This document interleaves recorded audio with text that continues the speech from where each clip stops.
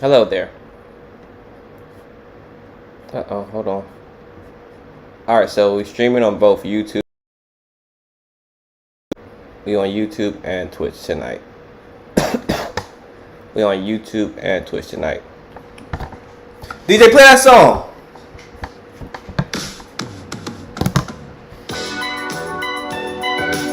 Nah, that ain't funky enough.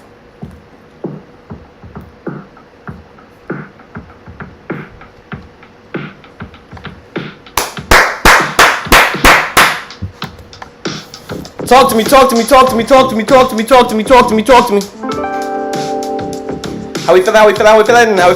feeling? It's election night. We are live a little bit later tonight. I know, sorry, I had to take care of a couple things. But we here. Election night in the US. So hopefully everybody's having a good night out there, man. We're gonna have a lot of fun. We're gonna discuss, we're gonna talk. It's gonna be a good one. Come in, sit down, grab your popcorn, all that good stuff. Y'all know how we do. Come on in, vibe with me, chill with me, kick it with me.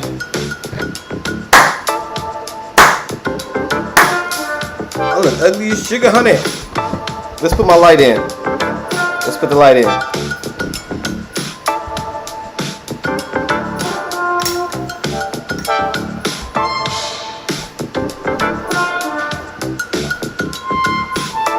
There we go.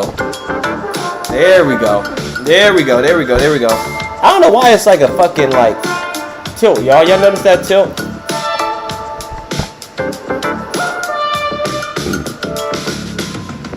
Alright.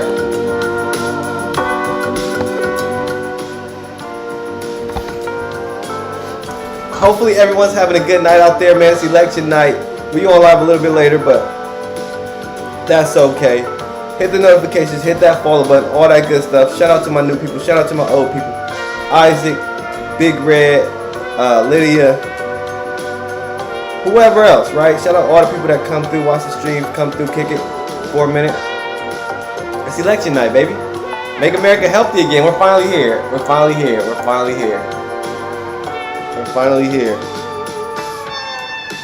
We got my man Trump, Snooze and Dynaco, per usual. So let's tune in with that.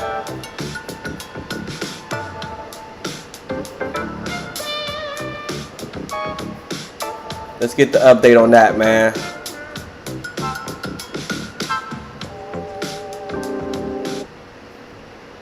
All right, let's see what's going on. 41% of the vote in this county. So it looks like what they were hoping would happen here in terms of those couple extra percentage points might have happened. I will remind you when we're talking about Georgia, think of what happened here back in 2022 in the midterms where you had Trump endorsing candidates in the Senate race, in the gubernatorial race, and in the Secretary of State race. All of the candidates he'd backed lost that election cycle. The state essentially seemed to be rebuking Donald Trump. Tonight, Lester, it seems like we're seeing a very different Georgia. Let's see what they say in 2022. Let's see what they say. All right, Ellison, thank you. All right, let's go out west. Reno, Nevada. Steve Patterson is there in Washoe County. Tell us what you're seeing there.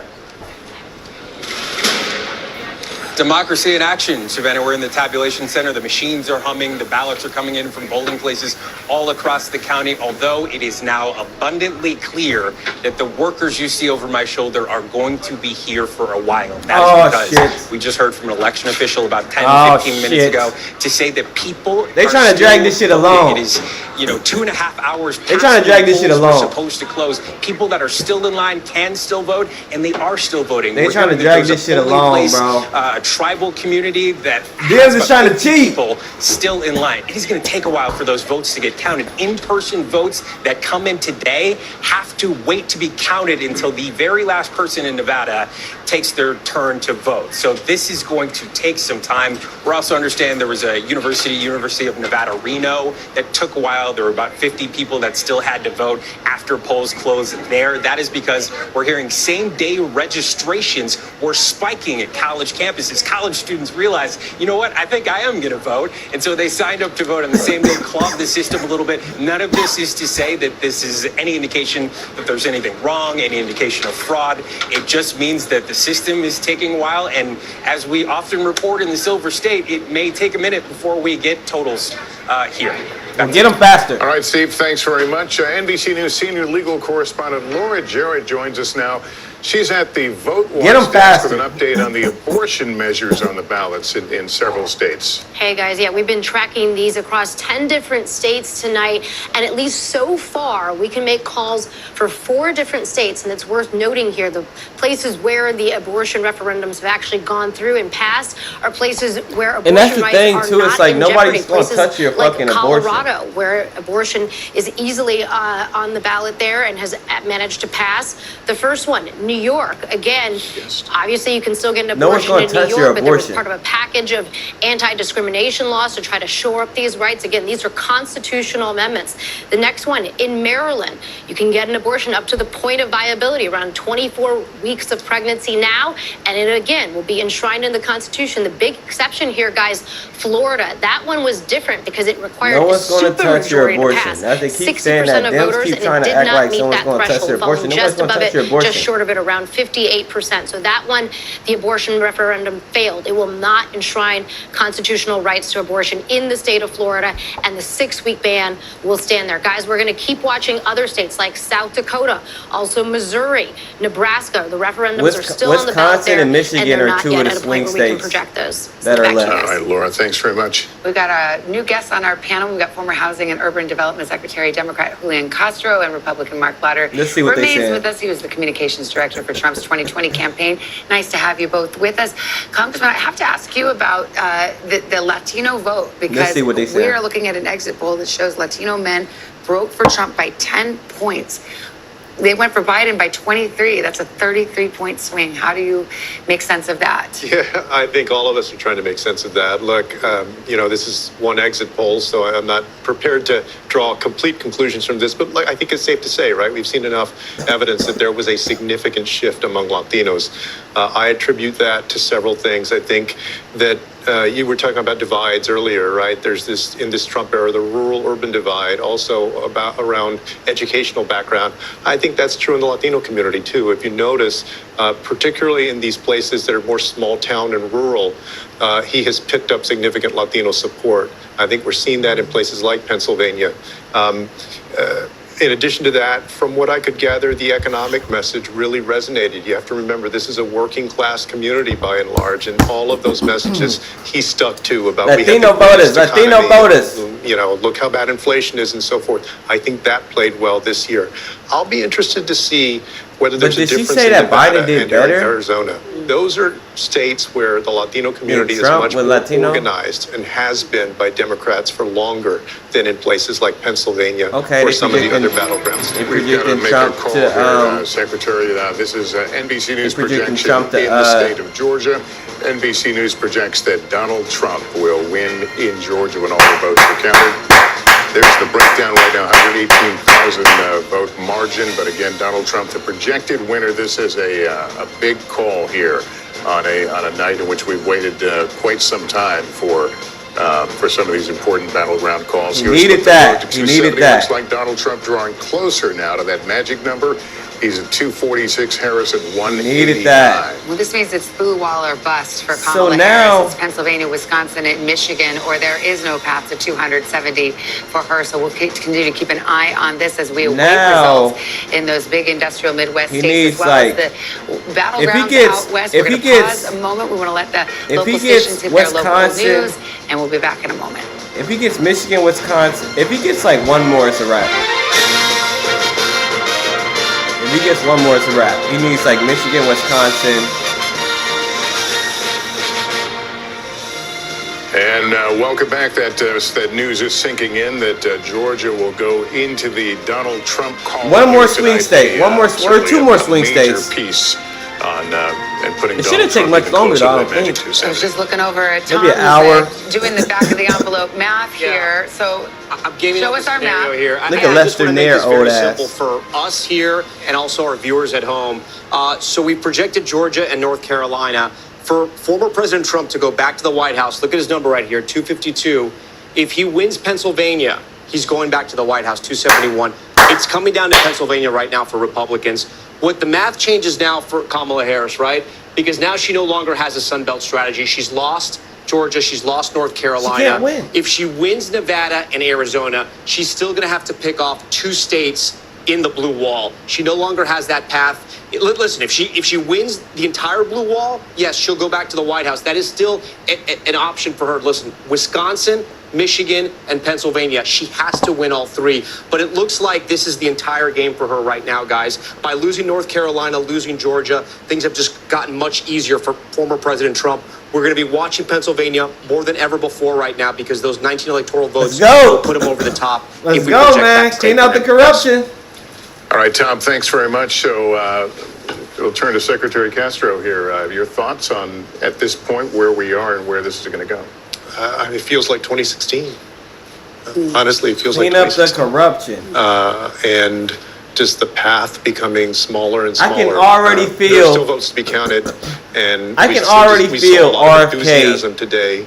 I can so already it's feel possible that you RFK, have significant election day voting that could change this. planning but out how he what gonna I've noticed dismantle is just this in shit. county after county in Pennsylvania. RFK that he's been planning out how he's overperforming gonna and dismantle that this she's been corruption. underperforming I can already what see it. Biden and Trump did in I 2020. can feel it in my bones.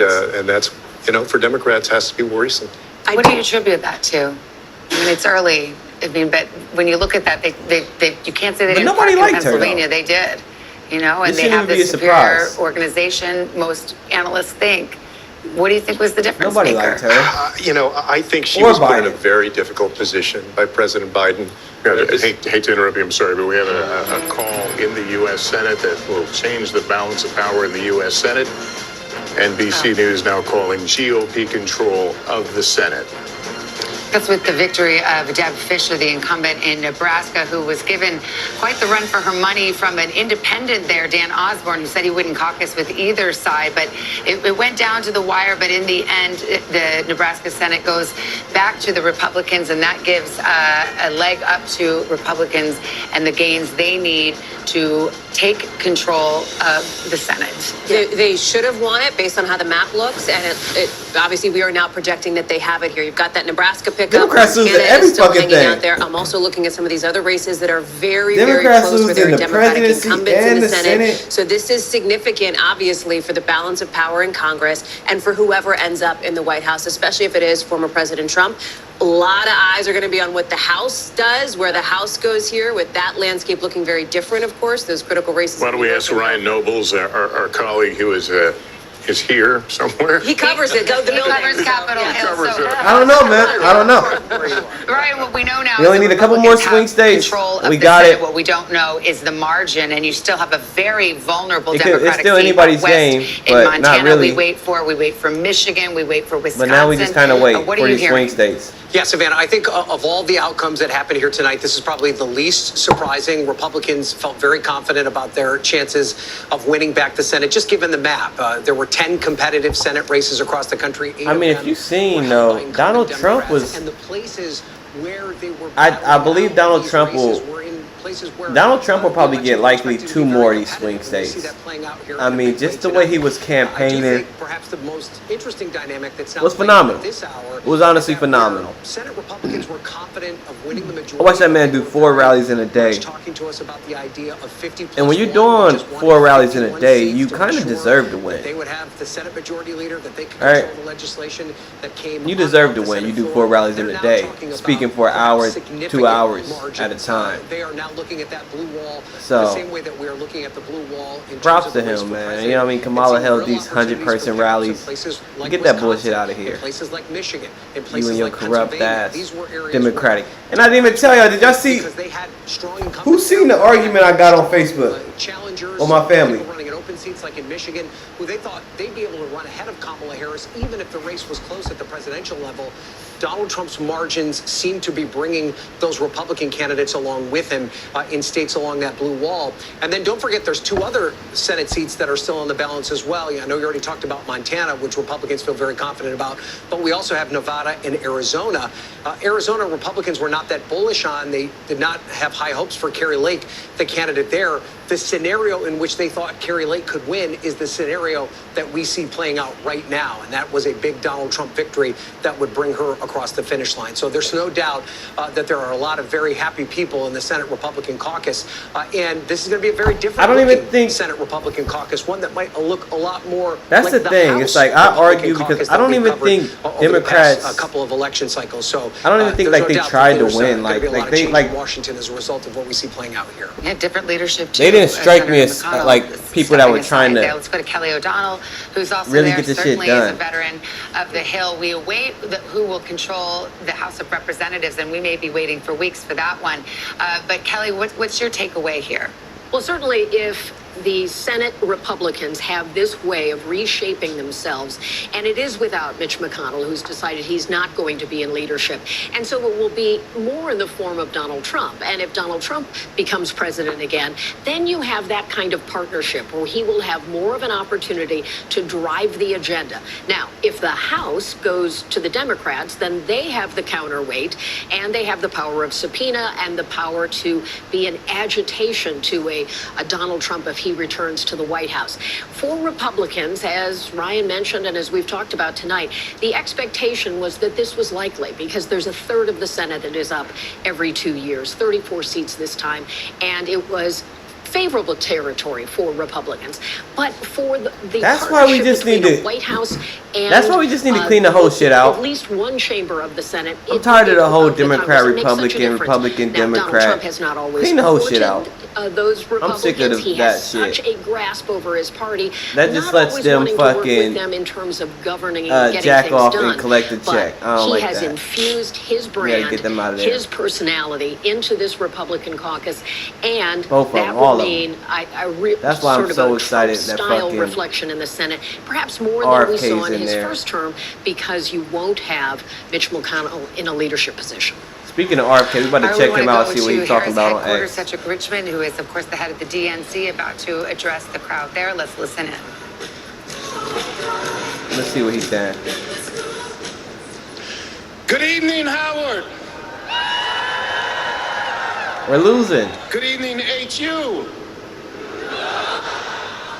We're I le- want to say good evening to all I want to say that we're losing. the Harris campaign, the campaign family. Thank you We're losing. for all that you have done. Thank you for being here. Thank you for believing in the promise of America. The Democratic machine, he meant. We still have votes to count. We still have states that have not been called yet. We will continue overnight to fight to make sure that every vote is counted, that every voice has spoken. So you won't hear from the vice president tonight, but you will hear from her tomorrow. She will be back here tomorrow to address not only the HU family, not only to address her supporters, but to address the nation. So thank you. We believe in you. May W, God Fizz. keep you. W's. Throw the W's in the chat. Harris. Throw the W's in the. Thank you all. Hey, throw the W's in the chat. Who is, of course, the coach. Throw the W's in the fucking chat. Earlier, apologies Throw the for that. W's in the We will fucking not chat. hear Kamala Harris tonight, but we will. Guys, we're getting it done. Tomorrow. Now be careful. We can't call it What too do you soon. make of that? What are your tea We leaves cannot call it showing too you? soon, It Fizz. reminds me of John Podesta But- hanging out at the Jacob Javits Center. Around It's the done, same bro. time. Maybe that was a little bit later in 2016. That man RFK. That's the thing. This nigga RFK about to. had not been. It's called fuck nigga let me be happy. Alright. Later, if I remember correctly. Look. Hey, I he think gonna it's get another important to swing note state at this any is minute. A different year. There are still votes. He's to gonna be get another counted. swing state at any minute. You know, none of those battleground states have been counted, but it feels. It's eerily looking real similar to fucking good. 2016. And it's funny because I thought about making a bet on Donald Trump, but it's cool. It's cool because it's like not the candidate. I don't need to be herself doing come out, that. but I can just to see appreciate the Cedric win. Richmond, just as John Podesta came out. And again, I think the themes, one of the questions that we were looking at in 2016 was But the fact nobody Hillary liked that Clinton bitch. didn't visit Michigan, for Fizz. example. This was very different. Nobody liked her. Vice President Kamala Harris went everywhere. We are. We are. Battleground states, but again, her messaging. We are. we all Damn know near. this at Damn the near. time, her closing messaging really focused on the issue. Damn near, of we are winning all the democracy, swing states. When polls showed issues like the economy, like Kamala! voting rights were really the top issues for voters. And So the that's thing how is, that bro- was all Although in our exit polls, Well, yeah. The thing is, bro, I didn't even I didn't get her out of here, right? I didn't want to slander her. Just go back home. You're fired. You're fired, Kamala. Right? Like, just go home. She should have never came. Just go home, right? in 2020. For Go home. Republicans, Go it back might where you mean come from. Cultural changes to the way our way of life, things that threaten. So right now, I think we got the Senate. We don't got the House yet. We don't got the House yet, but we got the Senate. And it's really about the direction of the country. But that's still good. If we get the House, I do think there are a Shit. lot though that believe the threat to democracy. but I'm just also is packing the I'm just Supreme thinking Court about is I'm the just use thinking of about all the the corruption RFK is going to whether clean it's out. Special counsel for things that House really, 183 and 152. We as might get it. Often describe it. The New York case. We gonna check out. Hey. We gonna check out X2. We gonna check out X2. Millions of dollars faces. We gonna check out X2 because I already know RFK tweeting up a storm. But I know we've I already know RFK tweeting up a storm about what he gonna do. So we gonna wait for that. But obviously part of the Trump campaign. It reminds me of 2016 in so many ways because of the theory.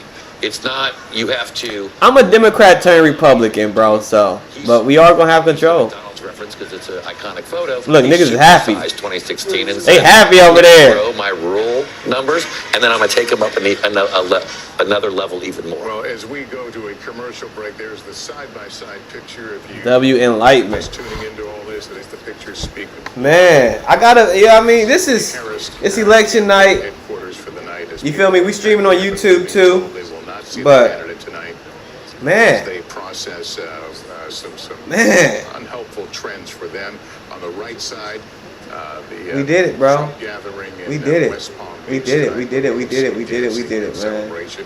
Again, the race We did is it. not- Nobody wanted her though. Nobody wanted Kamala. Like, Everyone else watching only some old people. prison lines have seen Only the old point. folks wanted Kamala. Break here.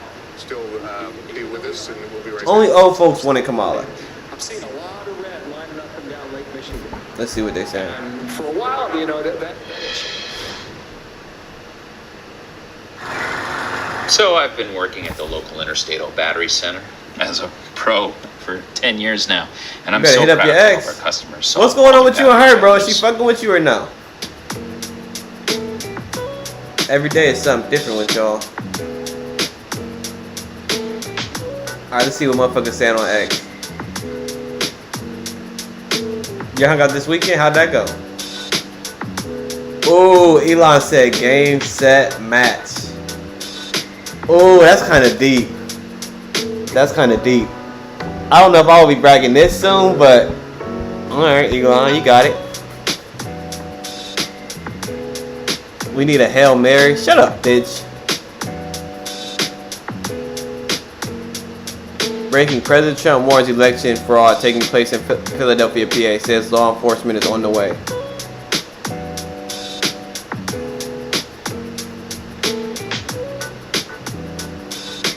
This is the only reason he won, I think. This man right here, and she texted me today like she got a man and was hinting at me. Whatever, bro. If Trump wins tonight, RFK's endorsement will go down as one of the most impactful, if not the most impactful endorsements in American history. 100%. I think this is the ultimate reason why he's winning. Because if I don't come over to the party, yeah, facts. Like I didn't like you feel me. I was an RFK guy, bro. I was an RFK guy. W Republicans, bro. They got it done. They accepted RFK.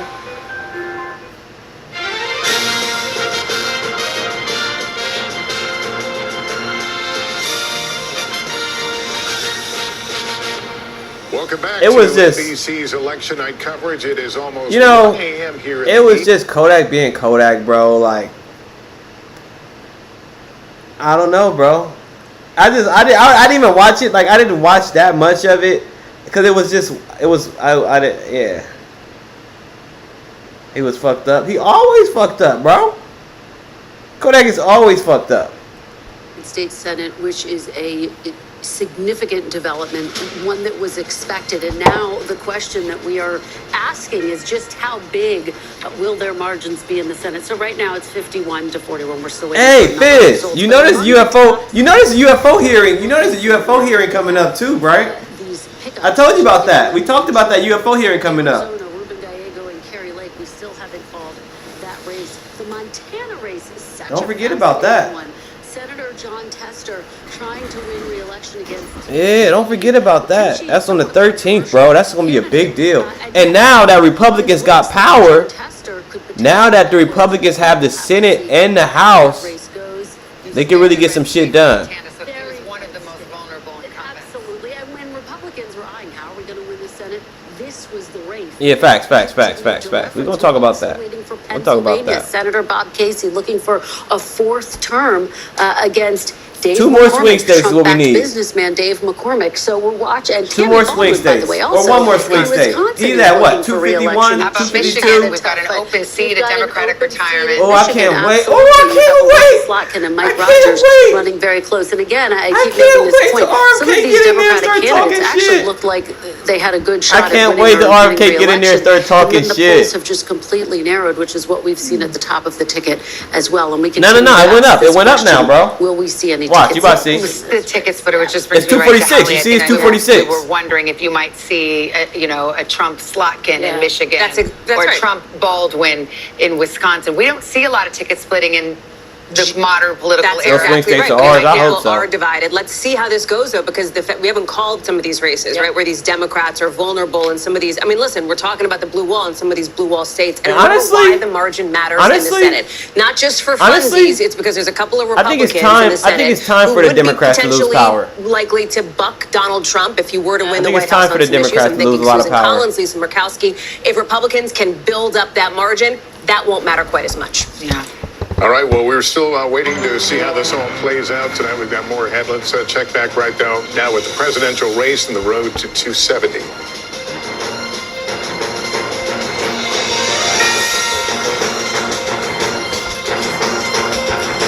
It's the same thing. It's gonna be the same thing. 1 o'clock Oh in no, the okay. morning in the east. That's the road to 270. The map filling out 6 of 7 battleground states have been called, and we just got word from Harris headquarters and the co-chair of the campaign, Cedric Richmond, that we will not be seeing Kamala Harris tonight, but we will see her tomorrow. Let's go to Harris headquarters. Peter Alexander, Kamala our got correspondent, Virginia. right there. So what are you hearing? What is the decision-making process there? Oh, but it is looking like Trump gonna get Wisconsin, Michigan, PA, Georgia. If he get, damn. Savannah, we did just hear from Cedric Richmond making the Woo! announcement to the thousands who had gathered here. Frankly, many of them RFK had got already left as we 500,000 approach 1 votes. o'clock, saying that they would not hear from the Vice President Kamala Harris tonight, instead saying that she would speak to her supporters, not just here at Howard University, her alma is mater, close. but to the nation as well. He got in the an address popular that would vote take too. Ain't place that at some something? He point. got more than the Specifics popular vote. on He got- when that would occur. For those who have kept track of the Trump era, you'll remember in 2016 a very similar circumstance there at the Javits Center in New York City at Hillary close, though. Clinton headquarters, where one of her top aides, John But Podesta, those, came out like- and spoke to the crowd, saying she wouldn't be speaking. Ultimately, she conceded. I feel like that Google's just not all the way updated, though. Wednesday morning, so.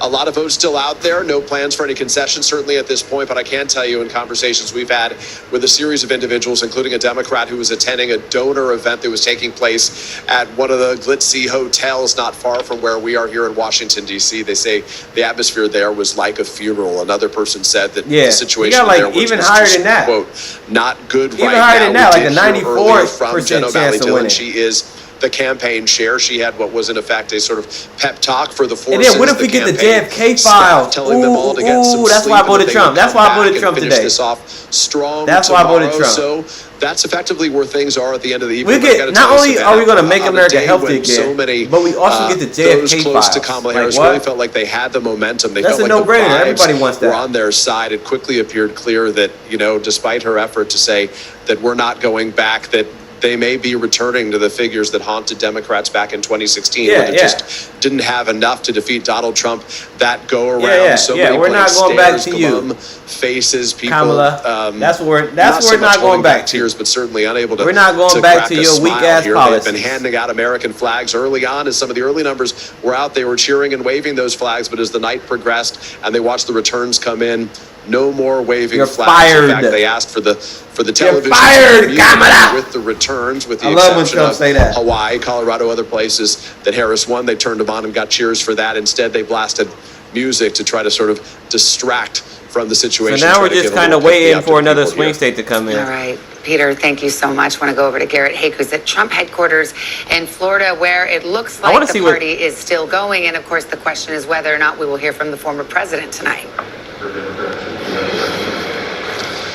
Yeah, Savannah, Trump supporters reveling in the news that they are getting here in this ballroom just over the last half hour or so.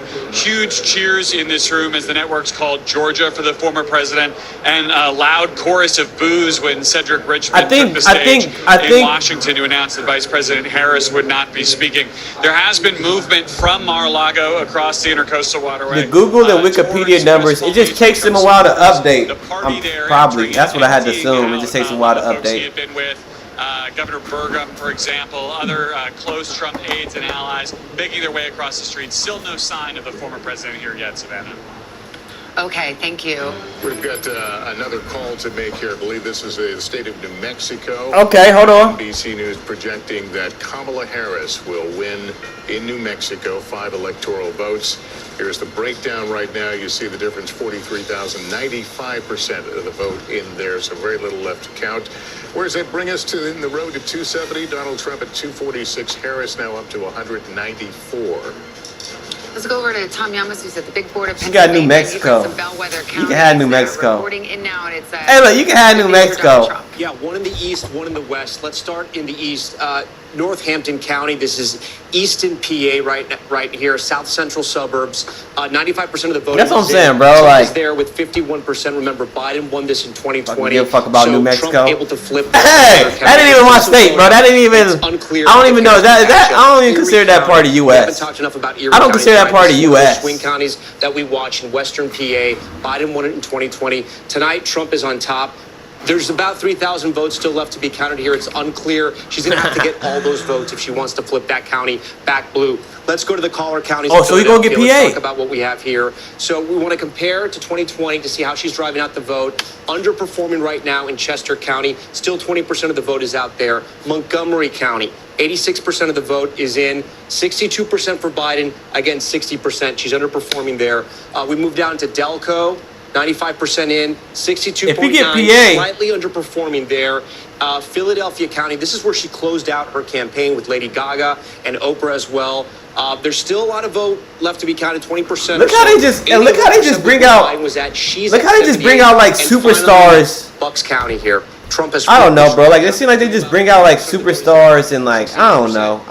He had 51. Biden did in 2020. Trump tonight with 50. You know what I mean? Like Lady Gaga, like. But those aren't promising numbers in the collar counties right now. Oprah, And like, go back. There's one in the east, one in the west, showing signs that Pennsylvania could turn red. Still a lot of vote out, guys. But this may be one of the reasons, and we don't know why Vice President Harris decided not to speak tonight, but this may be one of the reasons why the trend lines in Pennsylvania, from what we're seeing, if she doesn't win Pennsylvania, there is no longer a path for her. And you're seeing some of these same patterns in other states as well.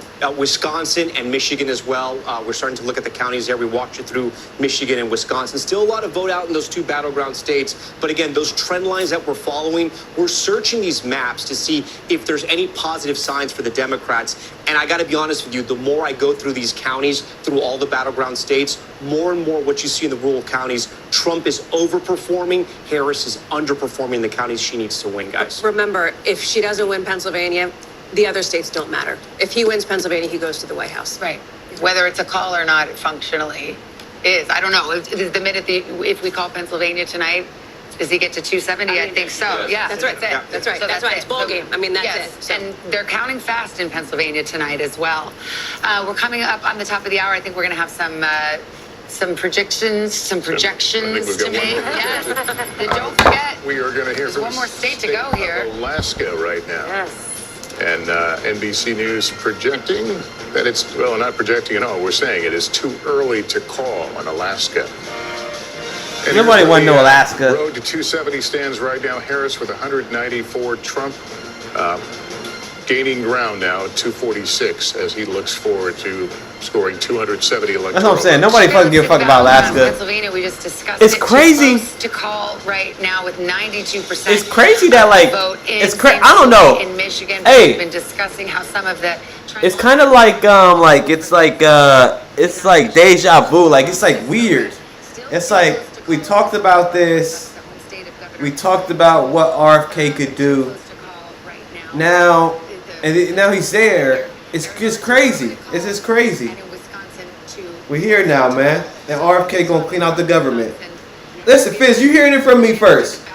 You hearing it from me, Fizz? You hearing it from me first. We probably gonna get the JFK files. He said he's gonna make America healthy again, but we're gonna get the JFK files. I hope. And it's just gonna be more transparent. It's gonna be more transparent. Less fake media. Less fake media. Less fake news. No, she can have Alaska. Maybe more than that. She's at 66%, but again, 40% of the vote Hey, she can have is Alaska, not bro. in. This is a big Democratic county, so maybe she can run her numbers up there. But then when we look at the WOW counties here, Ozaki, this is the O in the WOW, 81%. Trump was at 55.2. He's almost matching where he was 4 years ago. Let's go over to Washington County, 68, overperforming there. Let's go down to Waukesha. I mean, it's almost like slightly underperforming. Still some of the votes out there, but these two counties. It's almost are south of like Milwaukee. They're when still you- part of the Milwaukee media market. when you Racine, don't listen 51%. He's overperforming there, but still half the vote is out to there. the public, And Kenosha, 95%. then you gotta lose your seat. Overperforming there as well. It's These are almost like counties that. were blue under Obama. And Trump that's was what we able to got. flip them over and then hold them as well. We can go to the Bow counties now. This is around Green Bay. 56% Trump overperforming there. We'll come down. Sorry, let me go over here to Winnebago. 50 again overperforming, and we go to Outagamie. Again, slightly overperforming, guys. So as we study this map, let me go to some of the Democratic strongholds, see how she's doing. La Crosse, 95%. So look, it's a slight drop, but again, when we're talking Get these about a margin of motherfuckers, 20,000 get these votes, crooked that's ass what it was in Democrats 2016 fucking out of and here. 2020, you want to be on top. You want to be overperforming everywhere you look. She's about at the same mark, slightly higher, but not by much in Eau Claire. And then another one we're watching, Sauk. This is one of those bellwethers. 50%. Matching Biden 4 years ago, 95% of the vote is in. And we'll look at Dorr. That's one we're watching. She's on top, but only by about 466 votes. Get these crooked It's ass. unclear And Democrats, if you ask she yourself, may bro. take Dorr County. It's They've still been unclear crooked for a what's long gonna happen. time. I didn't realize Back with it. our panel now, including our guest, Jim I didn't Messina, always former realize White it. House Deputy Chief of Staff under President Obama. Mark Lauder remains with us. He was part of the 2020 campaign for Donald Trump. Great to have you both here. Jim, when you see those trends that Tom has been walking through, and there's a consistent of underperformance, what does that tell you about the Harris campaign? Well, the county that Tom just walked through that really scared me the most, I ran President Obama's campaign, and I was obsessed with Bucks County in Pennsylvania. Where Bucks County goes, we go.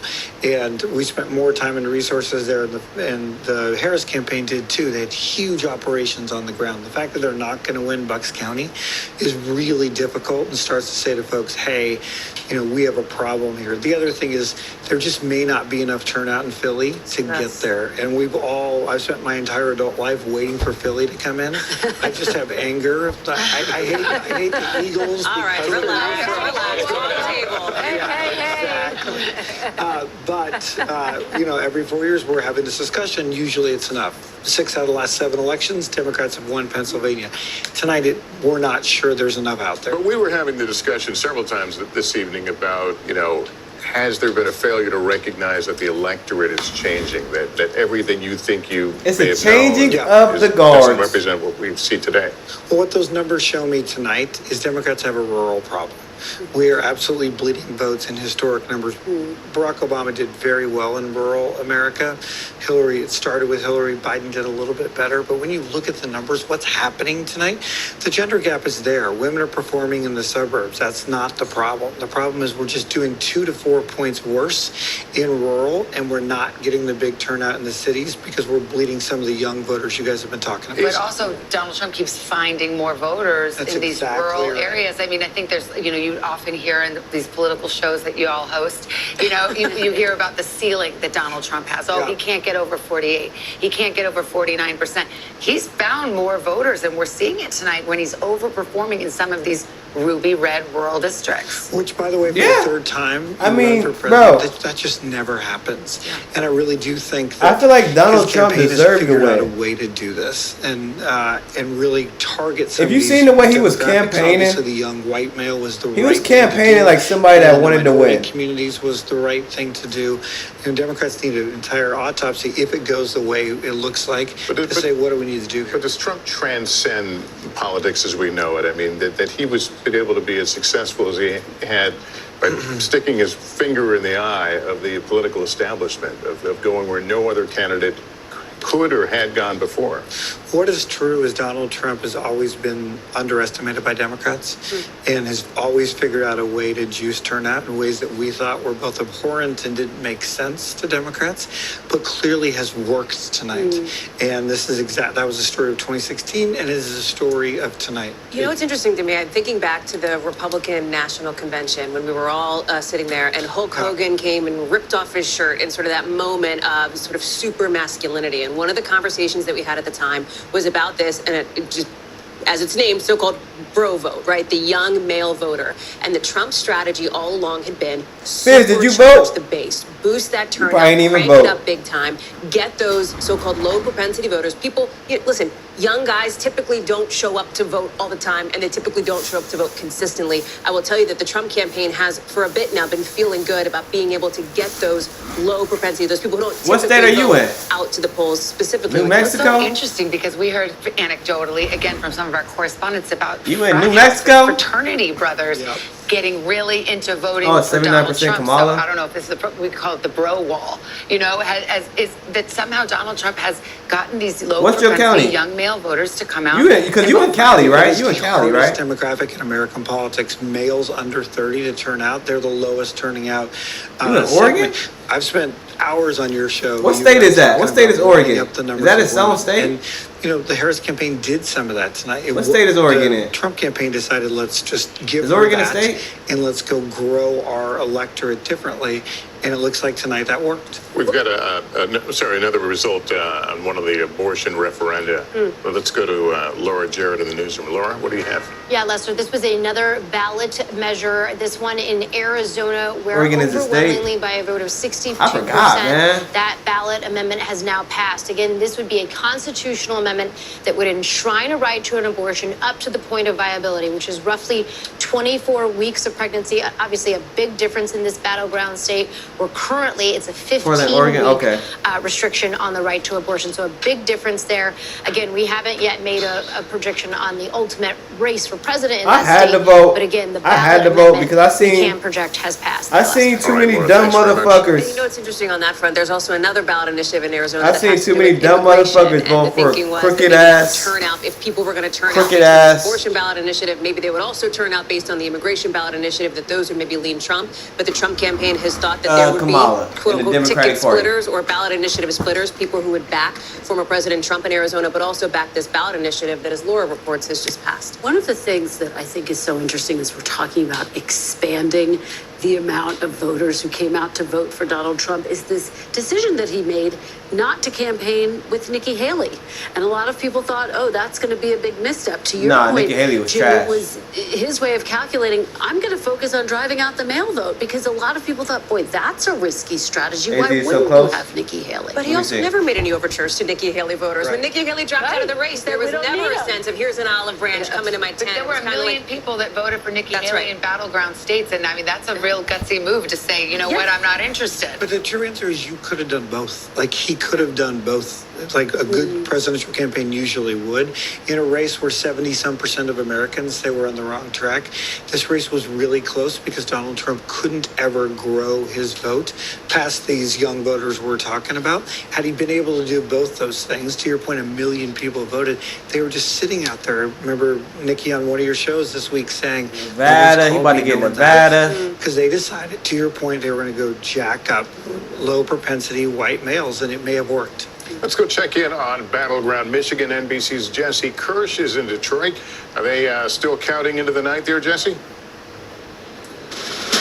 Yeah, Lester, we're trying to get some clarity. As I mentioned earlier, we were hoping we would have the tabulation from the city of Detroit around midnight. We have not gotten any confirmation at this point if that has been completed, but I do want to emphasize something that we're seeing coming out of the surrounding areas. Dearborn, Michigan, that is a community that has a large population of Arab Americans. And what we've been watching for is the potential impact of the war in Gaza, the situation in the Middle East that has been going on for months, and how that might impact the vote here. And we're starting to get some early indicators. At this point, this is not the complete data. Of course, we're still waiting for more votes to come in, including the absentee for Dearborn.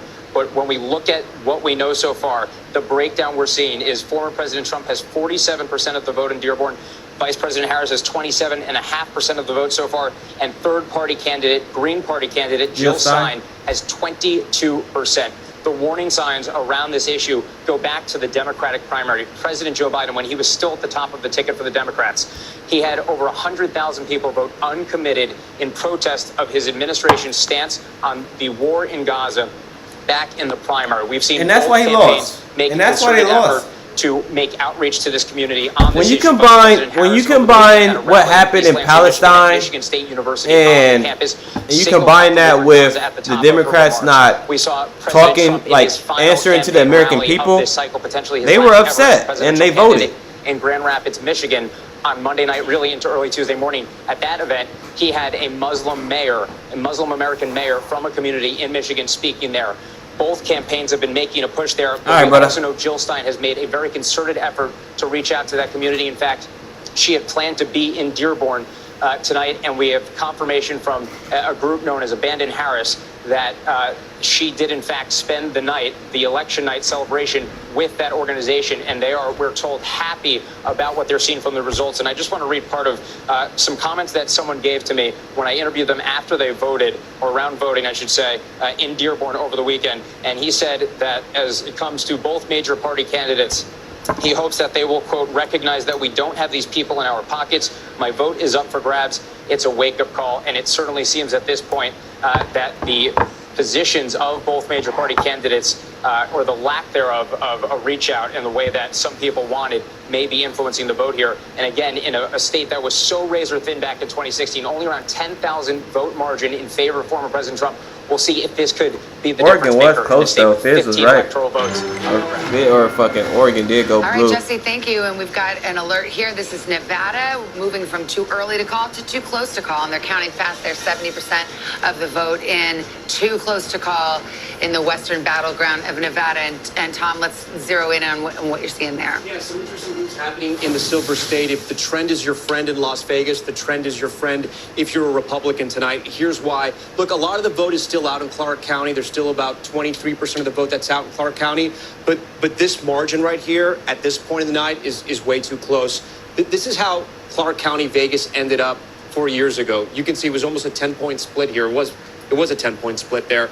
And now we're talking about 2 percentage points tonight in Clark County. Again, a lot of the vote is out. That vote could come in and those numbers could change.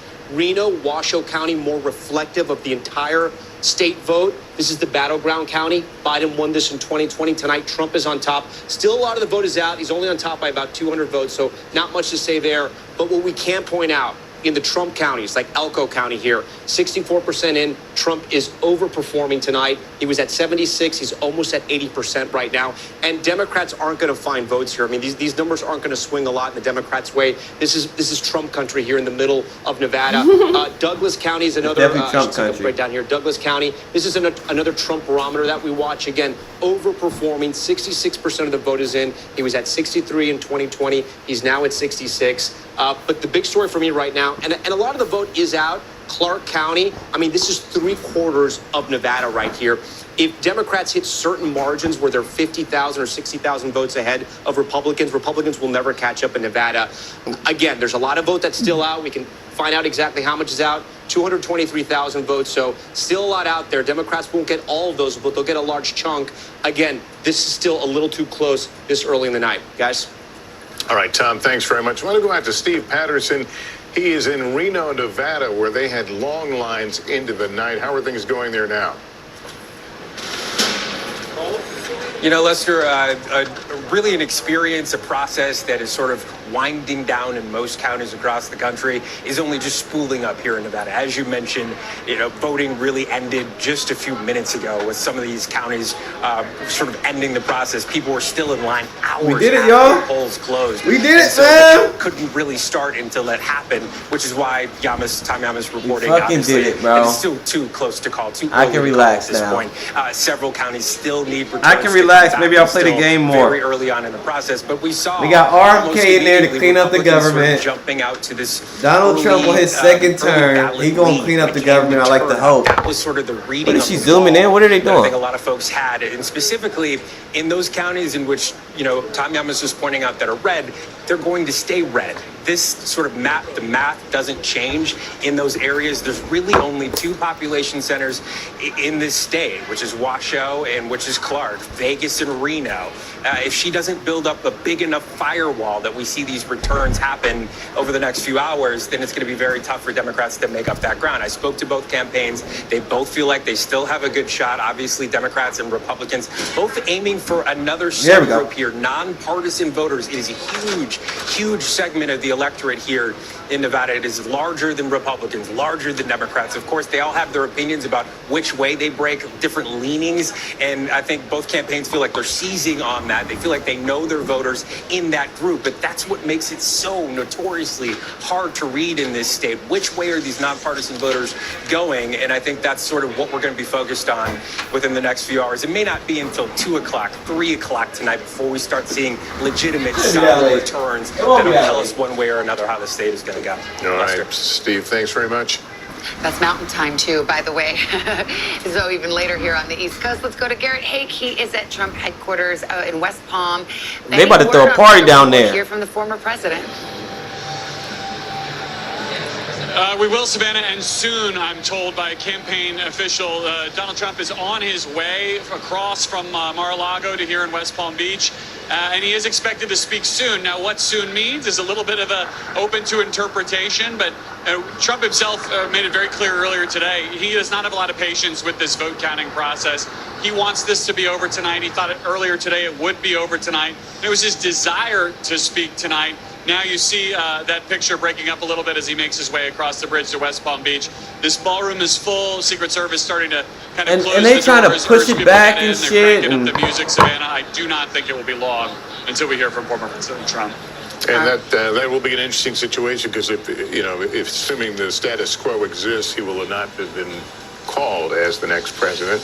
Well, we will recall that he declared victory in 2020 when, in fact, he lost. So we'll see what his verbiage is here. What are you going to say? I was going to say, I've been speaking to some of his allies, and there's sort of this divide about how he should approach this night. And some of them are saying you should be very aggressive. You should get out there and claim victory if, in fact, you think that's where this is headed. Others are saying, look, let's just walk a very fine line. I'll be really curious to see what he says, because this election, unlike 2020, the numbers are on his side. And again, we still have a lot of votes that need to be counted, so we don't know what the ultimate conclusion is going to be. Numbers are on his side. He's coming out in Harris. Yeah, to be clear, in 2020, he declared victory. The race hadn't been Correct. called Yes. one way or the other. He hadn't Yes. lost yet. He lost 5 days Haake, later. You've got some new information, Garrett?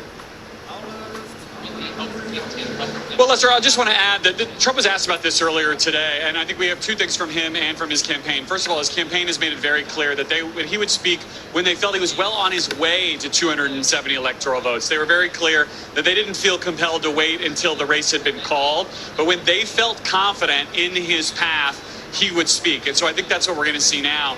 Secondly, Trump was asked today what his message is going to be to the millions, tens of millions of people who will have voted for Kamala Harris if he speaks after a victory. Would he give a unifying message? Trump said that he would, but described this as a broken country and said it would be important to try to fix it. Unifying message has not been Trump's strength, candidly, across his political Yes, it career. has. But he and his campaign are clearly He unified with RFK. aware of the expectations of this moment, especially if he speaks before the race is called. No, Trump has been unifying. thanks. It just depends how you look at And it. stay with us. Our NBC News election coverage returns right after we take a quick break. It just depends how you look at it. In my opinion, Trump has been unifying. You know what I mean? I think that move with RFK was the most unifying thing done in the 20th century. That'll go down in the history books. That'll go down in the history books. That'll go down in the history books. And it's crazy how it happened, right? RFK, former Democrat. Democrats wouldn't let him run. We had to run or fucking wouldn't let him on the debate stage. Then President Trump gets shot, calls RFK. It's just crazy how it happened.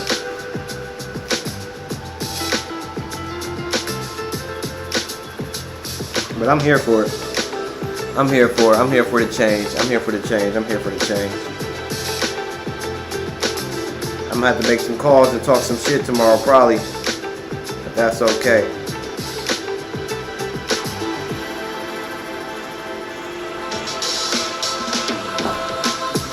Can't wait to talk some shit.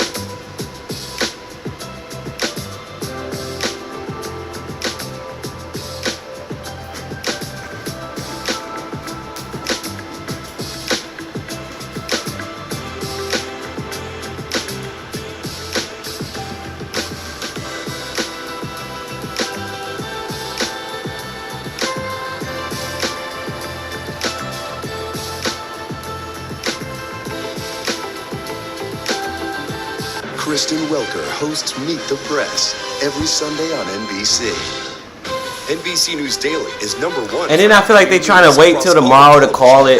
Like, call this shit tonight. I'm Kate Snow. And I'm Zinklaya Samwat. What's happening around the world Israel's military is building up there along the border. and what matters here at home. New numbers are out today showing more encouraging signs for our economy. Let's zero in on exercise. We know we're supposed to be doing it. What does it do for our health? What needs to change for social media This is to be garbage. a safer place? Garbage ass. NBC News Daily. I can't wait. I can't wait till they clean up this NBC fucking News weak Daily. ass news shit too. Biased ass media shit. Welcome back. Let's check in on the road to 270 as we put the map up on the screen.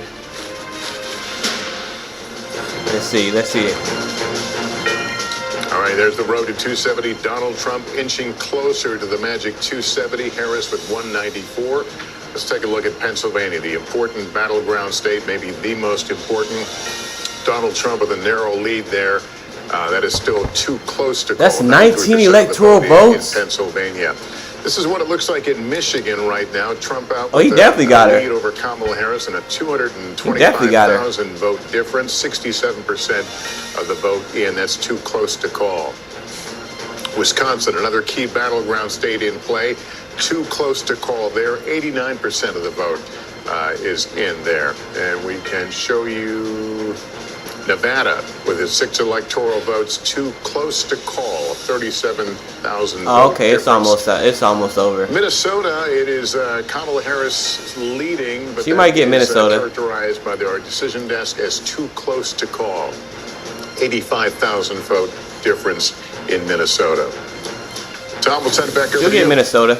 Yep, we're going to be looking at Arizona right now. The closest margin in 2020 at this hour, we have about 53% of the vote in. It's really tied up. It's pretty much 50-50 right now. Trump's slightly ahead by 16,000 votes, but it's still very early. Maricopa County, 60% of the vote. This is sort of, you want to win here to win the state. Harris is on top right now. We can compare her to 4 years ago, but again, half the vote is out in Maricopa County, but she's kind of where she wants to be. She's doing a little better in Pima County. Again, half the vote is out, but she's overperforming there than where Biden was to go. But when we go to the Trump counties, okay, places like Yuma, Trump is overperforming. 52% in 2020. Again, there's only 35% of the vote in, but he's at 64%. And we can actually, if we move the state over here, I'm going to pop over all the red counties, and you can see how 68. Now at La Paz, 71. We go a little further, Mojave, 75. He's at 76. We'll come over here to Navajo, 53. He's at 61. Still half the votes out over there. Finally, 58 and 60%. Neck and neck. Let's go to the Senate race here, and it's a much different story. Look how much ahead Gallego is over Kari Lake right here. So you could have that split ticket voter effect in Arizona happening right now. Again, Gallego's at 52%, Kari Lake's at 46%. When we come back to the president's race, 50-49. So you can see what's happening there. We even heard Jen Psaki talking about this, right? There could be voters who, the border's important to them, the economy's obviously important to them as well, and they could be picking Trump for the presidency, but Ruben Gallego for the Senate, guys. I think the abortion ballot measure passed as well in Arizona. So, voters aren't always sticking to the categories people want to put them in. Can we see the Nevada Senate race? So if Gallego gets the Democratic seat, that's a hold for the Democrats, and Jackie Rosen trying to go back to the Senate and hold that seat. How's it looking, so Nevada? look, this is neck and neck right now, and Dems thought that they were going to have this, this was a lean Democrat. They didn't think this was going to be a tough race for them. This is a little tough right now, but again, a lot of the vote is still out in Clark County. Let's see, we can see how compared to Biden, she's slightly underperforming Biden, but again, there's more than 20% of the vote out in Clark County. I don't want to make too much assumptions about Nevada without a majority, all of Clark County in, or at least 90% in Washoe, which is more reflective of the entire state. Neck and neck there. I would say, I think it's fair to say at this point with the vote where it is, Sam Brown is overperforming Jackie Rosen, of course, the incumbent here. Not great news for Democrats right now, but it's still a lot of the vote is out in Las Vegas, and that's what's going to really decide this election, Savannah. Yeah, and we're waiting for that's what they get for ignoring the will of the people. John Tester is looking to hold on and check in on that, report back. Oh no, look, you're so fast on that board now. What do you say? Tim Sheehy, look at this. The incumbent John Tester is down. This was the most expensive Senate race, I think maybe ever, in Montana here. This was a huge fight, and we only have about 30% in, so we can't really draw too much from here. But we can see how, this is a very red state. Trump was at 56. He's performing at 51 right now, so he's sort of underperforming. But look, it's still early in the night. There's still 70% of the vote that's out in Montana. But this is one we're going to be watching closer there's still a lot of counties that haven't even reported vote yet. So still very early in Montana, but the Republican, Tim Sheehy's on top. All right, Tom, thanks very much. We're back with our panel now, along with our guest. He's good with his little charts. Former Democratic Senator from Missouri, and Mark Lauder, Strategic Communications for the 2020 Trump campaign. Good to have you both here with us tonight. Claire, let me start with you. We may hear, Donald Trump sooner than later. What can he say that will make it a less bitter moment for those on the left? Good question. Oh boy, that's a really hard question. That's a good question. First of all, do I think he will? Will he try to reach out and be a unifier and try to acknowledge that this country is divided, incredibly divided? It's the left doing the dividing. That's not who he is. That's not how he got elected. Right there. I don't know him. You could probably answer this better than I could. Right there. What I tell you. It doesn't seem like to me that this would be the moment where he would not try to be his authentic self, which is divisive. I'm a marauder, I'm a disruptor, I'm somebody who divisive. You see that? She's a fighter against everything. Doing the same thing she just caught him doing. I think he'll stay with that kind of theme tonight. Let me ask Mark, is that how he ran?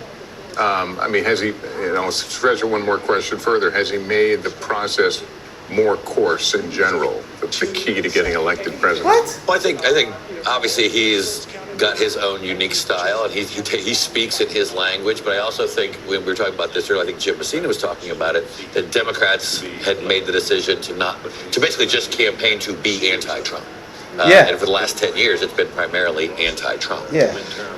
I remember coming down the stairs with him as president-elect the first time in 2016, and I thought actually he gave a much more open speech to bringing the country together, because that was his first moment speaking as president-elect in 2016 in the wee hours over here at the Manhattan Hilton.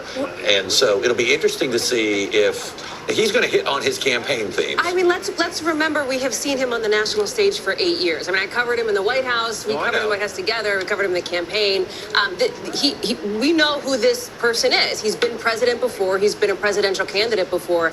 And we know what his message tends to be. He's done it over and over in this campaign. And that is a message that is darker, that casts America as a dangerous place, a place that only he can fix. Divisive. Somebody who, as we talk about rhetoric, just called Nancy Pelosi as crazy as a bedbug just recently. Right? So Divisive. let's just You see remember what they're doing? that is, I think, some of the tone. Now, we may see tonight him look to make I'm not even going to say the word pivot, but perhaps extend the coverage. Maybe. I mean, listen, we're not. I don't have a crystal ball. It's the same thing that it's the same. They accuse Republicans. The horrific Dems accuse Republicans of doing the same exact thing that they do. It's just, it's crooked. And all of the It's reporting, crooked. in fact, everything that he was saying was, He himself said it. He said it, yes. He said, I am going to deliver a unifying speech. And it was for part of the speech, but then it quickly became a very familiar, almost speech that you would hear on the campaign trail. They're calling Donald Trump divisive, but they're literally dividing right now. Being, I don't know that he would have any incentive to change unless, he had felt in the moment some magnanimity towards. I will make one bold prediction, though, Savannah. Yeah. I predict that he. They're the most divisive. Well, remember though, even after he won election in 2016, he still made unfounded claims of voter fraud. They're actually the most win or divisive. lose, it is something that he has a pattern of doing. I remember in days after the 2016 election, he and his staff summoned network anchors, executives for an off-the-record meeting at Trump Tower, and it was off the record, so I won't go deeply into it. But to say we were under the impression it was going to be a reset meeting, it was not. Well, and that, I think. So you got chewed out? You got chewed out. Sounds like it. I'm like, I wasn't there. Between the lines on that one. Yes, we were Divisive, bro. what time it was. Yeah. Well, just to speak to that, I mean, again, we don't have to rehash all of it here, and we're still waiting for Pennsylvania to be called, but he is somebody who has called journalists the enemies of the people. Just at a rally recently, he talked about being surrounded by bulletproof glass, and They're that just somebody wanted to come freestyling. after him in a attempted They're assassination. just Again, they have to freestyling. shoot They're like, the we got a media little first, time. Let's just and talk he'd be shit. okay with that. His campaign tried to suggest that's not what he said, but that is the kind of language that we have heard from him consistently. And remember how he launched his campaign vowing retribution. And in recent weeks and days, we've heard him talk about his political rivals as being the enemy from within. His vice presidential nominee, J.D. Vance, has spent a lot of time answering for that in interviews that he has done. Well, just to bring everybody up to date, 1:30 on the East Coast, and we are awaiting Donald Trump, who's expected to speak at the Trump headquarters in West Palm Beach, Florida. Battlegrounds remain to be called, and so there still is a narrow path, Michigan, Wisconsin, and Pennsylvania for Kamala Harris. But the trend lines and the reason you're hearing this tone from Democrats and Republicans alike is the trend lines are indicating that it will be We got a 'em, victory, but Fizz. this has not been called Fizz, yet. we got So, 'em, Fizz. The audience there waiting to hear from the former president. These are the uncalled Fizz, battleground we states. got 'em, Those are brother. the trend lines that It's we're a talking wrap. about. Pennsylvania. The game is over. A healthy Trump The game margin is there over. with 94% of the vote in. Those states out west, Arizona, game is fucking and Nevada, over. we may not know about those for Now for make several America hours healthy now, again. and we are waiting. Wisconsin and Michigan kind of bringing up the rear there in terms of these Midwest, East Coast time zones. So we will continue to follow this, but Kamala Harris, I should mention, has gone home for the night. Cedric Richmond, who is the co-chair of the Harris campaign, came out and addressed the crowd at Howard University in Washington, I D.C., must celebrate. letting them know that she would address You got them to. and address the country, he said, You got to do tomorrow something. morning, Wednesday morning. Well, it is Go Wednesday morning here. buy you some shoes. Go buy yourself a watch. We should, Go it's worth buy noting yourself in lunch. 2016, Go get some after his Gucci. victory, Some he Gucci. appeared in the 2 a.m. hour. Some Gucci. To make Whatever, his bro. big remarks. Anyways, bro. And we are in the 1 a.m. hour, and She's cute. we saw that motorcade a bit earlier crossing the bridge in West Palm. But we don't have any timing as to when we may hear. Well, we know we won't hit traffic because of the hour and also the motorcade, but we are expecting him. And we've been talking about, what tone he might strike, and also, I wonder how do you get in were there? You know him. If you let's just pretend he listens to his advisors. What would you advise him to say tonight? I would outline what we have to get done. And first off, we have 74 days, if I'm going off my quick math, before you actually take the oath of office. So I would obviously want to get right to work. You would obviously praise your staff. Unlike what you would normally do in a traditional speech this way, you will have not talked to your opponent unless something strange happens between now and then, and she calls. They reach out and call. So you're not going to be able to say anything along those lines.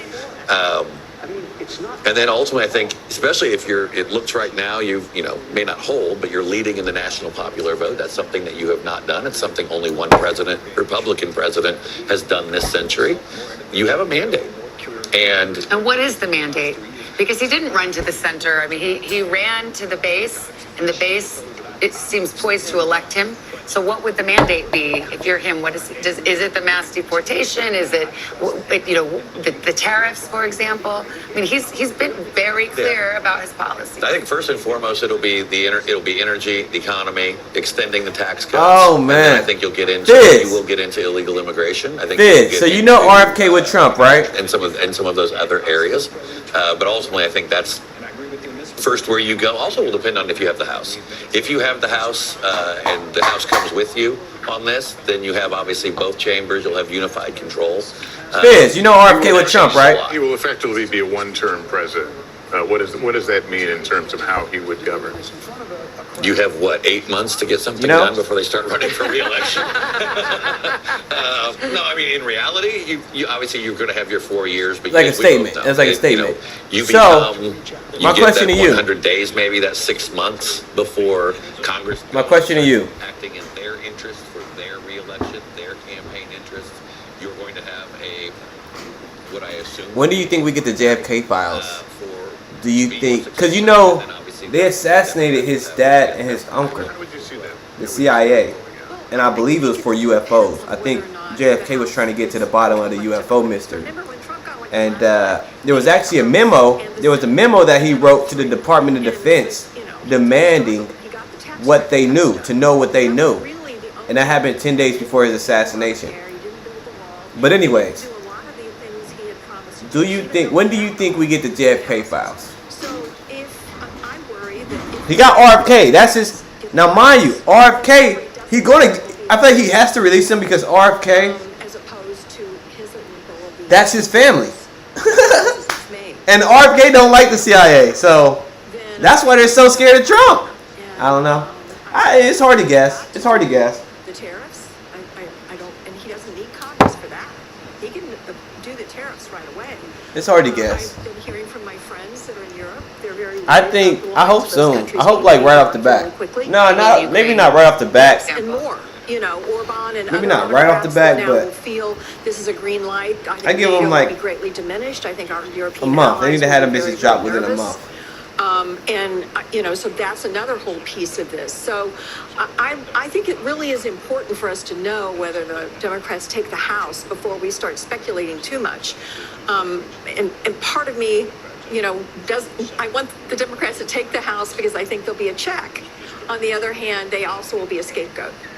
Well, let's be clear. If the Republicans hold on to the House, they have the Senate. If they win the White House, you have an ideological 6-3 Supreme Court. You will have the Republicans in charge of every branch of government in this country. And not to raise this specter, but it is possible that if Donald Trump wins another term, if that happens, and we have not called Pennsylvania or the race yet, so big ifs here, but if that happens, you could maybe see some court retirements if there is a Republican Senate, Republican House, Republican in the White House as well, and then the court could become even more conservative. Again, potentially, I don't want to go too far down that road. Let's see how the night shakes out, but since you brought it up, Savannah, just to throw that in. Well, that brings us to Tom Yamas and the Commonwealth of Pennsylvania. We've been talking so much about those collar counties. I want to talk about the I-222 corridor, and I know we have some PA homies. You got Kentucky? I'm sorry. You got Kentucky? My highway is not exact, but it kind of cuts through here. And I want to talk about this because when we look at the counties and how Trump's doing here, this is where the Hispanics are. This is the Latino corridor, if you will, in Pennsylvania, because I want to show you how important this is. So when we start, we can start right here. We'll start in York County. They're about to get PA. In York County. As we move up, Lancaster, about even there. We'll keep going. Berks County here, overperforming again, almost all the votes in there. We go to Lehigh. high now.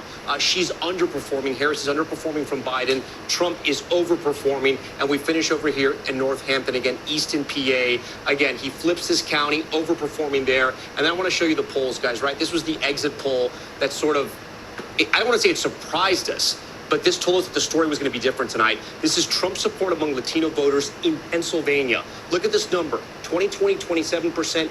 In 2024, 41%. It was just not Latino voters. And again, I know this could change. These are early exit polls.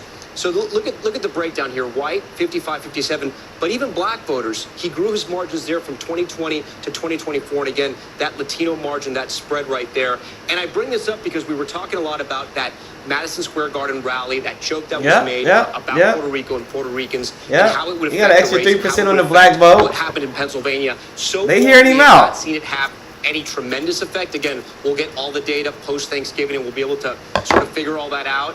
But right now, it looks like it's not affecting those Latino counties in Pennsylvania. I do want to get a check in on how the collar counties are doing around Philadelphia.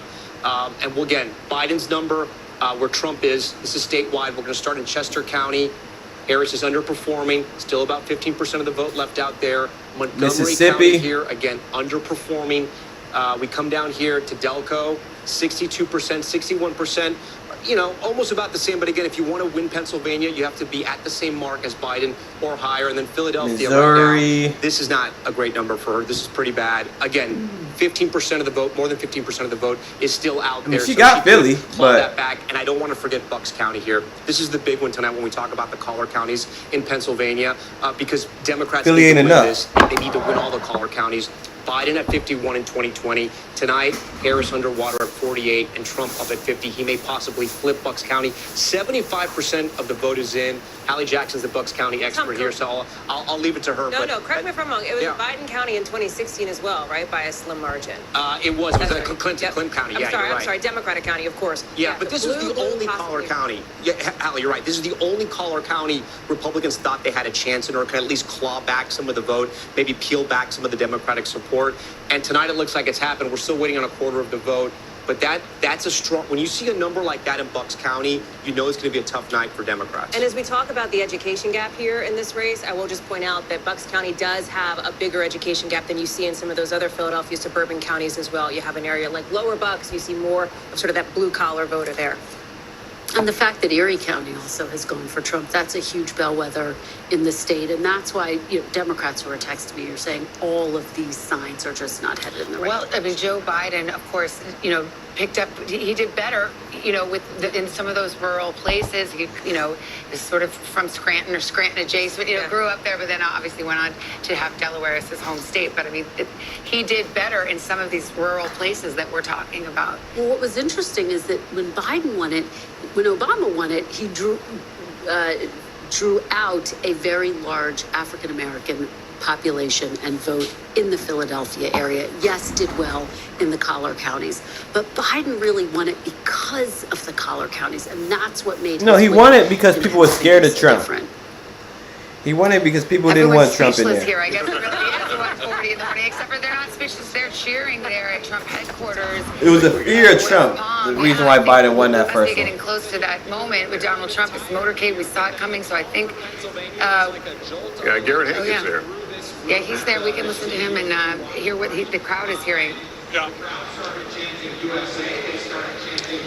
Savannah, I can tell you right now, the anticipation far outpaces the available information about what Donald Trump will say and when he will say it. They're broadcasting another network in here, and we're getting a lot of cheers from a crowd who is anticipating a victory speech. I can tell you on the platform behind me, you probably can't quite see it, but the glass is up. The teleprompter glass is up for prepared remarks.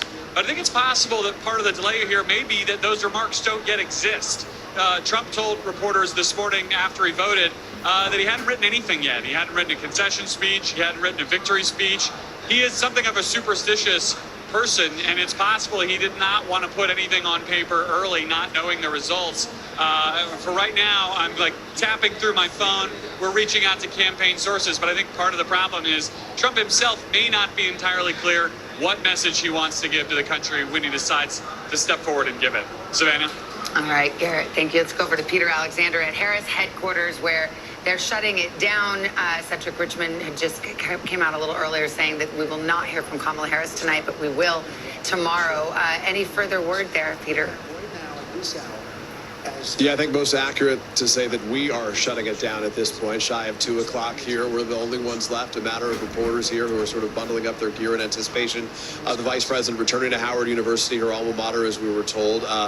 I guess it's later today. She'll be speaking today, Wednesday, not just to her supporters, but to a national audience as well. Obviously, this thing isn't done yet, but certainly She don't got nothing based to on say. the expressions we saw, the information She won't have we're getting nothing from to those say, bro. in and around the Harris campaign, it doesn't feel like a winning. She night really just for has to them. go Like back a successful campaign. home. We heard a funeral type atmosphere Home. from those As top Trump would donors say, who were gathered home. at a hotel not far from here. Kamala She gotta Harris go back did home, arrive bro. At this location, I not don't even dissimilar know. to Hillary Clinton back in 2016. nobody- It was one of her aides who came out and said she wouldn't be speaking, that she would deliver remarks the next day. I'll get right back. I'll get right back. Delivered a concession, so they're keeping Oh, close eyes man. on Pennsylvania. But the bottom line is, there are key demographics and critical counties and crucial states where they're just underperforming. Peter, I'll ask you to stand by right now. We have another call in Nebraska in the split electoral votes. NBC News projects that Donald Trump will win 4 of the 5. There's the difference. This is District 3. Donald Trump, the projected winner. And you can see 58% of the vote is in there. And District 2 remains outstanding. That's the one, the Omaha adjacent district that usually. She better just say was GG to keep it expected moving. to tonight as well. That's I all think the shorty we- can we say, wait bro. District 2. I'm just Like- just saw that. And you can see Donald Trump drawing closer to the magic 270 that would put him over the top and in the White House once more. Yeah, we await his comments. Stay with us. NBC News election night coverage continues right after this short break.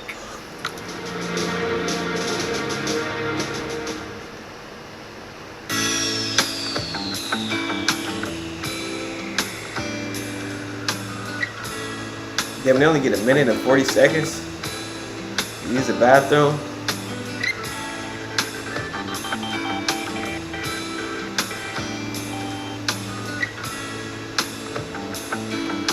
Yeah, bro, it's not even her, but you know what? It's not even her, bro. It's the Democratic Party. It's the Democratic machine. Her, Biden, Clinton, Hillary Clinton, all of them. Like, it's the Democratic machine.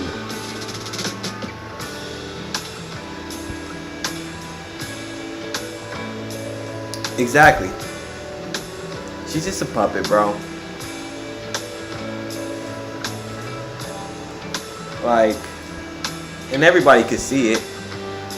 Everybody could see it.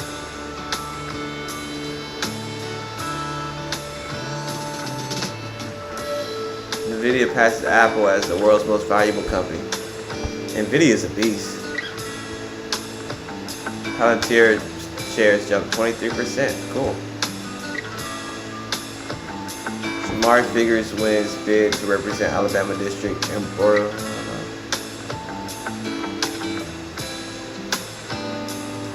Provide. Mornings are full of possibility and energy. And how you get set for the day ahead matters. It's about getting caught up and getting ahead because every day deserves the best start.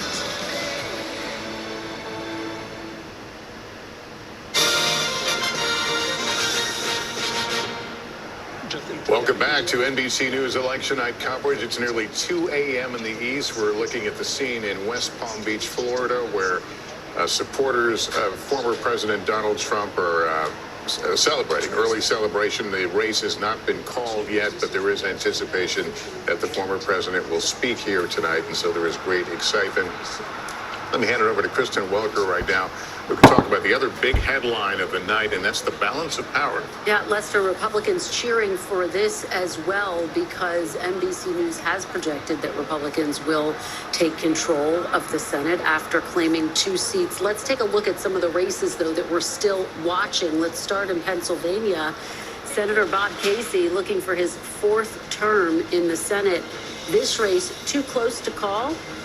His challenger is McCormick, and let's look, you can see right there, 51 to 41 so far. So there you have Senator Bob Casey. Oh man, oh man, oh man. Hurry up and call it. Dave McCormick. Let's go Hurry to up and Wisconsin call it. now. Tammy Baldwin looking for another term in the Senate. She is getting a real run for her money from real estate and CEO executive Eric Hovde. Let's go over to Nevada now. Jackie Rosen. A couple of months ago, it looked like this was going to be safe for her. This race now too close to call as she is trying to fend off a challenge from Sam Brown. Let's go to Michigan now. This open seat, Alyssa Slotkin and Mike Rogers fighting for this Senate seat in the great state of Michigan as we wait for a call at the top of the ticket in that state. So we already know that the Senate is in Republican hands, and now where the question is of the margins, and the remaining incumbents holding on to Democratic seats have always been on defense there, but those are very tight races, and in the case of Nevada, tighter than I think. I got to give me a Make America Healthy Again hat. Expected in Nevada, and quite frankly, in Michigan, in Wisconsin, all of these races have gotten much tighter in these recent weeks. But look, if former President Donald Trump does in fact win the White House, having a Republican Senate undoubtedly would pave the way for him to clear at least part of his agenda potentially more easily. Now, of course, he might be dealing with the Democratic House. And I'll tell you, the Republican, I just got a text from source, Republican Senate source, they're feeling pretty darn good about tonight. Well, we have a few seconds here. We await the appearance of Donald Trump in that hall in West Palm Beach, Florida. We see a celebratory atmosphere there. People, cheering and hugging, and it looks like a victory party. And when the former president steps out, perhaps that's exactly what it will be. However, NBC News has not projected or made those final calls. Let's take a pause right here and give a chance to other stations to join. In the second administration, your thoughts 30,000 feet of this win? Indictments, 2 assassination attempts. Welcome back to NBC News election night coverage, 2024 election. This is the scene at Trump headquarters in West Palm They Beach. geeked up in there, man. They happy. I feel it. We about to get a whole new world. Let's do it. I'm with I it. believe will be an appearance I'm with it. by Donald Trump. The stage is set. We understand the glass teleprompter has been installed around the podium, so all seems to be in readiness. A whole new world. Cheering a few moments Yeah, ago. let's throw everything. Another network Let's has redo followed the everything. race for Trump, which explains the cheers inside the headquarters. We have not. Just a reminder, our decision desk, which is in Philadelphia, crunches those numbers, and the motto there is they don't need to be first, they need to be right. And we really do exercise an abundance of caution. Somebody I'm looking for here, and I don't know if he's in this convention center or if he's still at Mar-a-Lago with former President Trump, is Elon Musk, because he potentially may have ended up being a factor in this race if, in fact, we do call Pennsylvania for No, I don't know if he President was. Trump. Well, yeah, he was Created this campaigning in super PAC, PA. put a ton of money behind Donald Trump in this state. Did that very controversial $1 million a day giveaway to people who would sign a petition arguing for First and Second Amendment rights, etc. I think it was something like $118 million that he poured into this race behind former President Trump, and has Damn. become a very close ally of his. It speaks to what we've been talking about.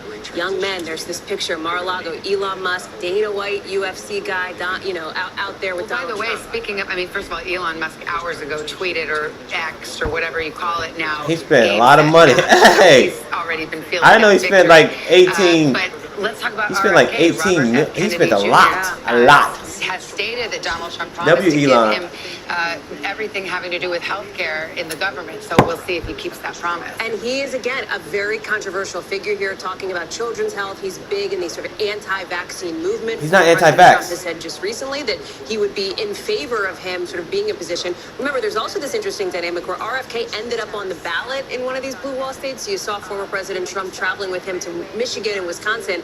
It seems like to remind people, no, he's with me, right? Put my name at the top of the ticket, not RFK Jr.'s, but he has been brought into the Trump fold as well. Well, Elon Musk is so fascinating because he was actually in charge of part of the Get Out the Vote effort. And Trump campaign officials... They just be lying, bro. ...of it today and asked her about this. Bro, they just be fucking lying, bro. You know that, Fizz. Fizz, you know that. Like, it seems to have worked. He's anti-vax. He's not fucking anti-vax. How many times you gotta say We it? just saw the actor John Voight among those gathered waiting to hear from President Trump. I think we have former President Trump, Garrett Haake at Trump headquarters. It's just in West typical, Palm. Are you getting any guidance? typical on the mainstream media. I'm not even surprised. I don't be surprised. Savannah, I've got nothing but bad news for you. I have no guidance, and in fact, Trump campaign officials who are texting me back have no guidance. So we're all in a bit of a waiting period here for the former president, I think, to make the decision to come speak. You mentioned another network having called this race. Obviously, not a decision we have made. NBC News not making any projection, but I do think that will weigh on Trump's thinking now that his audience here in the room believes he has won.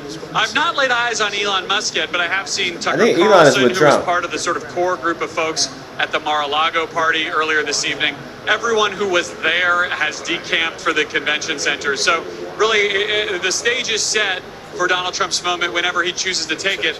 And this crowd is ready. I've been watching people who in many cases have been here for hours and enjoying the cash bar quite thoroughly, hugging and smiling and dancing along to the program. The win could be ready for finalized a victory soon. celebration that for them I has been a mean, very long I time think coming. he'll speak. Garrett, let me ask you. You It can be we finalized were soon, reporting though. For weeks that this is a feel a like- tie, and we've seen what Democrats now see. Was there any expression of pessimism? Was there concern that there, but for the grace of God, go I? Republicans could have gone in the same direction as the Dems. When I talked to people within the Trump campaign the last couple days, there were a lot of nerves because what they were trying to do was very much unproven. They had a theory that they could expand the electorate, they could turn out all these new voters, they could convince young men to show up and vote, and it was totally unproven. And, the Trump campaign ethos in general, from the top down, is to be confident, borderline cocky, until you are proven wrong. And so that's mostly what they projected. But in these last couple days, they saw the same polls we did. They saw, I think, the vice president's closing message. They saw Donald Trump at a lot of his rallies kind of failing to deliver the knockout blow with his own closing message. And they did get a little nervous. But their theory of the case was always that this electorate existed and they needed to prove it to be true. And I can tell you I have gotten several text messages from Trump campaign staffers and major donors basically saying, see, we told you so. I mean, for them, it was always going to be either a close Kamala Harris victory in their view or a sweep potentially of the battleground states if their theory was right. They have felt minute by minute and hour by hour tonight that the evidence is pointing towards their theory being right. And we won't know till all the votes are counted, but certainly it's starting to look that way as we approach 1:30, 2 o'clock in the morning. Yeah, we are approaching 2 o'clock in the morning and waiting to hear from the former president, or some words when we might hear from him. Again, this race has not been called by this network. This network still going through its processes, and when it's ready to speak, our decision desk will speak. But as we look at where the numbers are and what the mood music is, if you will, I think one of the things that is on people's minds is who will be, if in fact former President Trump does well in Pennsylvania and we call that race for him, et cetera, who will be in his ear? Who will be in his inner circle? And as we're talking we already about told some you, of this, RFK. it may be striking for some folks to remember back in 2016, Jared Kushner was such a presence on the trail. His son-in-law, Ivanka Trump, his daughter, Melania Trump has been a rare presence on the campaign trail, campaigning for her husband this time. And both Ivanka Trump and Jared Kushner have largely taken a back seat. They've kept an arm's length away from domestic politics here and have not been on the trail much. They may be here tonight if, in fact, he comes out and gives some sort of big speech. They may line up as part of the family, but they have not been a presence in the way that they were. Well, let's also not forget that 40-year-old J.D. Vance, who served in the United States Senate for 2 years, is on the precipice of becoming the vice president of the United States for a man who's 78 years old. So, I mean, this is a moment. Yeah. The one thing I'd say about the who would serve in the administration, I think this is actually a better opportunity for him coming back after the 4 years in between. Because normally when you have the second term, you just shuffle the chairs on the deck. You've got the number two person was really good, so we'll move them up to number one, and maybe I'll move you over to another. He's cleaning house. I mean, the house got cleaned, and now he's able to rebuild the entire thing. I think he will, but for example, Robert F. Kennedy Jr. Do you think he says, you know what, I'll give you the FDA or the health department? Or HHS. Yes, exactly. Those are Senate confirmed, and so unless you went with an acting role, Which he himself has said he doesn't mind having acting heads in there. I mean, I'll leave that to him. But what I'm also going to say, though, is that when it comes to whether it's in the national security space, in the all the other spaces, he's learned from that. I was there the moment he walked into the Oval Office for the first time as president, about 7 o'clock p.m. on January 20th, 2017. And most of the people we did not know because he wasn't the politician. Reince was doing all of this, who was the person of Washington, D.C. You're taking Talking about his from former Congress. chief of staff, Correct. Reince Priebus, yeah. And so now he's got that knowledge. Well, and it's striking because so many of the people who served in his administration have said he's unfit to serve. And so Divisive. they won't be returning, obviously. And we spent a fair amount of time talking about that in recent weeks. All of the people who called him, for example, a fascist. I do think it's worth zooming out a little bit and just acknowledging the history-making moment that we are witnessing. The fact that he's only the second president in more than 100 years, if he does in fact win, to go back to the White House and serve non-consecutive terms. What do you think of your old boss, former Vice President Mike Pence, is thinking? He did not endorse Donald Trump, and of course, famously, did his constitutional duty on January 6th to the chance of hang Mike Pence. What do you think he's thinking right now? I think he's probably thinking about it from a policy standpoint. I mean, the campaign is over. That decision has been made by the American people. And so I think he'll look that if there's an area where they are in agreement on policy, he'll engage. If there's an area where he's in disagreement, he will decide whether he will make that known or just quietly wait and know that you've got actually another opportunity 4 years down the road. 95% are in. Not to run. 95% of votes are in a lot of states. Another set of policymakers. But there is a reason that he's seen so many of the people that worked under him leave and now speak ill of him. And so what does that mean for the future of his next cabinet? Well, I think a lot of times you have to realize how to communicate with him and also what your role is. I mean, I think this is one of the big disagreements I think we had in Washington, D.C. and with the bureaucracy in general is to provide advice, to provide consent, to provide your best recommendation, but there's only one person who put their name on the line and was elected by the people of America to be the president of the United States. Claire, you had a thought, I'm sorry. Yeah, I think one of the things that a lot of people will be looking at is the military. We have a civilian-controlled military in the United States. But there is a deep ethos in the military, especially in the leadership, about the separation of politics and the military. And what the hell is she talking Times about? tried to blur that line and was frustrated, I think, because he could not get the military to do what he thought they ought to do when they ought to do it sometimes. So I think it'll be interesting to see how the Pentagon handles this, because there are so many strong leaders in our military, and they have come up through the ranks, and they have transferred their families all over the world, and they have learned every part of military leadership. She could be talking about RFK and how we're going to make America healthy again. She'd rather ramble He handles the about military and who he puts in charge. Well, in his first term, there were a number of administration officials who were there because they felt as though they could say no to him. They felt as though they were protecting the government. And by all accounts, this will be a very different second term. He was doing an interview with Sean Hannity, and Sean Hannity asked him if he would be a dictator, and he said only on day one.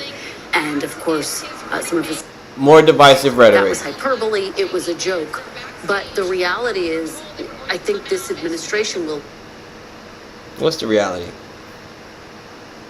Just divisiveness. Everything they say is divisive. Support, and the question is how many will be able to question him. No hope for the American people. That's why trust in the media is down the drain. Obviously, Elon Musk. Because we know you're bullshitting us. As potential people who would return to a second administration. To sort of put it super simply here, this is the case that Vice President Harris made for the duration of her 107-day campaign, which was that if Donald Trump gets back into office, her argument was that he would be potentially more dangerous in the first term, she said, because the people who acted as a check around him will be gone. And I think that's That's what we're talking about here. Who will be around him? Who will be those voices in his ear? Clearly, that is an argument that did not resonate with voters in Georgia. It did not resonate with voters in North Carolina. It did not resonate with the Latino voters that we've been talking about, et cetera. But that is the case that she had been making and was trying to make, bringing up these cabinet officials, other Republicans, people who had previously been allied with him that chose to break apart. Did he win a mandate? Listen, the House, the Senate is Republican now. He is on the precipice of potentially winning. Again, we have not called it, but winning Pennsylvania, which would be essentially ball game. And potentially the popular vote as well. Which for the first time, he's never had that before, right? And we don't even know, could this be a sweep of the battlegrounds? That's a huge question mark too. So listen, he has been very clear about his policies, the things he wants to put in place. We talked about tariffs. If he has a Republican House He and really Senate, got the popular suddenly, vote. Perhaps that makes it easier to find the money that he will need, the enormous amount of money to carry out those mass deportations, for example. And so there are going to be some policy implications depending on which way Congress goes. Well, Project 2025, which the former president has disavowed, but it has to be acknowledged, has folks who have If you worked for disavowed him it, then why and has it to people be that he's acknowledged? consulted with all over it, and there's a lot of talk in that document about getting rid of the so-called deep state, and because the view from the Trump campaign and the Trump way of thinking is that deep state, or these are people that were an obstacle to what he wanted to do inside the administration. Mark, how seriously do you think he will take that? Very. Well, I think he will take. I don't speak for the former president or his campaign, and We've got an important call to make here. Yeah, saved by the bell.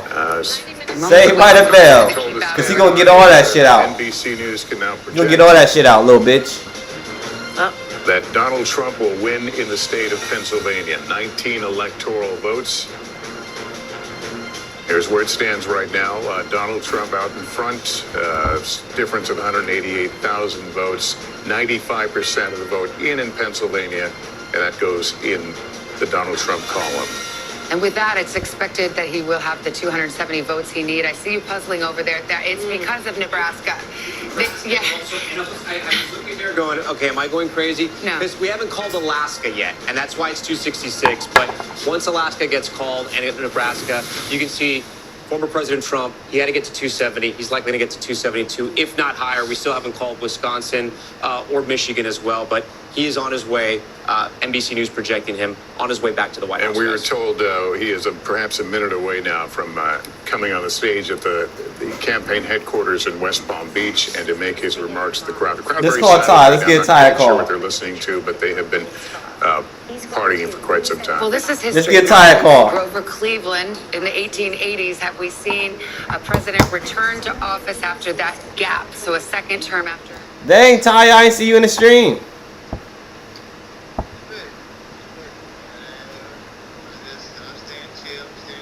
I ain't see you in the stream. It's all good though, man. It's all good. It's all good. I just want to tell you, it's looking like we got it done.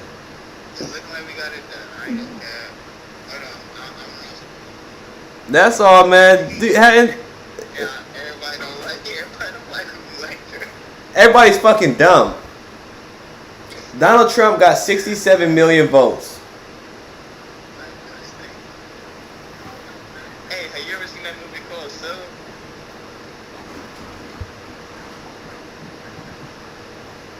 I heard of it.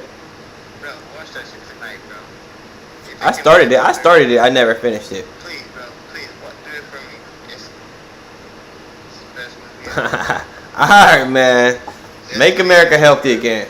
Let's do it, Tommy. Make America. Donald Trump gonna give a speech soon too, I think. So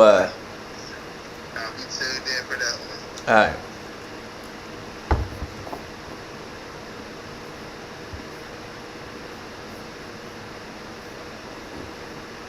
He did it, y'all.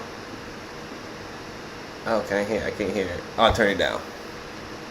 270, or he'll get right to 270, and that's where he'll stand tonight. Oh, yeah, and when we hit 269? 2024, he'll likely get to 272. Again, and we haven't called Wisconsin and Michigan, so it could grow from there. But as Savannah mentioned, he got to 270. That's the magic number. We're projecting that Pennsylvania is a win for former President Trump. He is headed back to the White House. This is all, of course, assuming that Alaska and Nebraska and the Maine district go the way that we expect them to go. So just to, I think Tom is making an excellent point here that we haven't hit that magic 270 number just yet. But with the win in Pennsylvania here, the thing I'm looking for, a couple of things. What is the Harris campaign going to say and do now? Because the last that we heard from them, of course, it was Cedric Richmond taking the stage. That memo had suggested to staffers, listen, we've got the blue wall. We're going to wait and see turnout in Philadelphia. We have now called Pennsylvania. That is incredibly significant here. And so do we hear from, if not her, as we don't expect to, the campaign tonight? And then obviously, what are we going to hear when former President Trump himself takes the stage there down in Palm Beach? And will she call him to concede? I mean, that's my question. If you'll rewind back to 2016, former Secretary of State Hillary Clinton did, in fact, call Donald Trump that night to concede. And the next morning she came before the cameras. It was, I believe, late morning, if memory serves. She did. And I think the Democratic the leaders have signaled that she will address the country tomorrow. And they certainly could read the tea leaves and saw which way this was headed. And so. What if he brought out? I can't wait to bring out RFK. At least the 270 votes that he needs. Well, and I remember talking to John Podesta in 2016 and saying, have you written a concession speech at the beginning of the night? And he said no, because we don't even want to think about that. And you have to ask that question.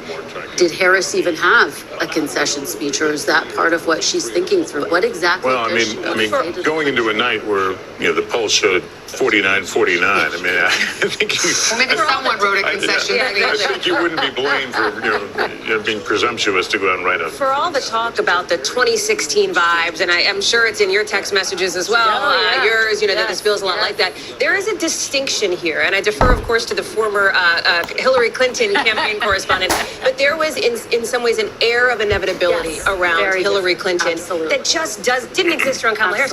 She wasn't even supposed to be on the top of this ticket 6 months ago, right? So it was a very different vibe coming into this. She talked about it. Her campaign cast her as the underdog here in this race, not as the sort of heir apparent. Yeah, whatever. Get out of here, bitch. There are some distinctions here. By the way, this is the third straight election in which it appears that pollsters have underestimated the Trump vote. I mean, we will see. We don't have all the numbers here, and we can all do the comparison, but it does appear that he, at least, maybe it's not a polling miss because those were stop underestimating his vote, dumbass. It's in the margin of error. And if it's in the margin of error, it's not a polling miss. But there's no question, Tom, that in the counties that you have now memorized, that will be haunting you to the last of your days, that he was outperforming and getting new voters to the polls and squeezing out more voters, especially in those rural districts. We were looking in all those battleground states, and the pattern that we kept seeing was that he kept overperforming in the rural areas. She was underperforming Biden in those urban areas, in the blue counties she needed to win. I was signaling you, Savannah, because one thing, I don't know if you guys have talked about it yet, but if former President Trump goes back to the White House, something else you guys, I don't think you've talked about it yet, is the Supreme Court. And what happens in the Supreme Court, and if anything happens there, we saw how he completely reshaped that court. And if he's reelected, and it looks like he's going to be, I mean, not that there's anyone sort of hanging on there at the Supreme Court, but it's something that Republicans are going to be thinking about. Well, and here's the other point to remind people of. The Supreme Court issued a ruling that gave him immunity from all official acts. Prior to tonight, Donald Trump was facing 3 legal battles and was also convicted. He's got a November 26th sentencing date. So there will be a lot of questions about how all of that will There are 2 state cases with sentencing case. The sentencing is in the New York State case. And then there are 2 federal cases which will functionally disappear. Go away. I mean, they'll go away. If he took office and they were still going, he could pardon himself. He could have a different attorney general. I mean, there's a million. They're gone. They're just gone. Yeah, and remember, he also said he would free all of the January 6th convicts. We'll have to see how that works functionally.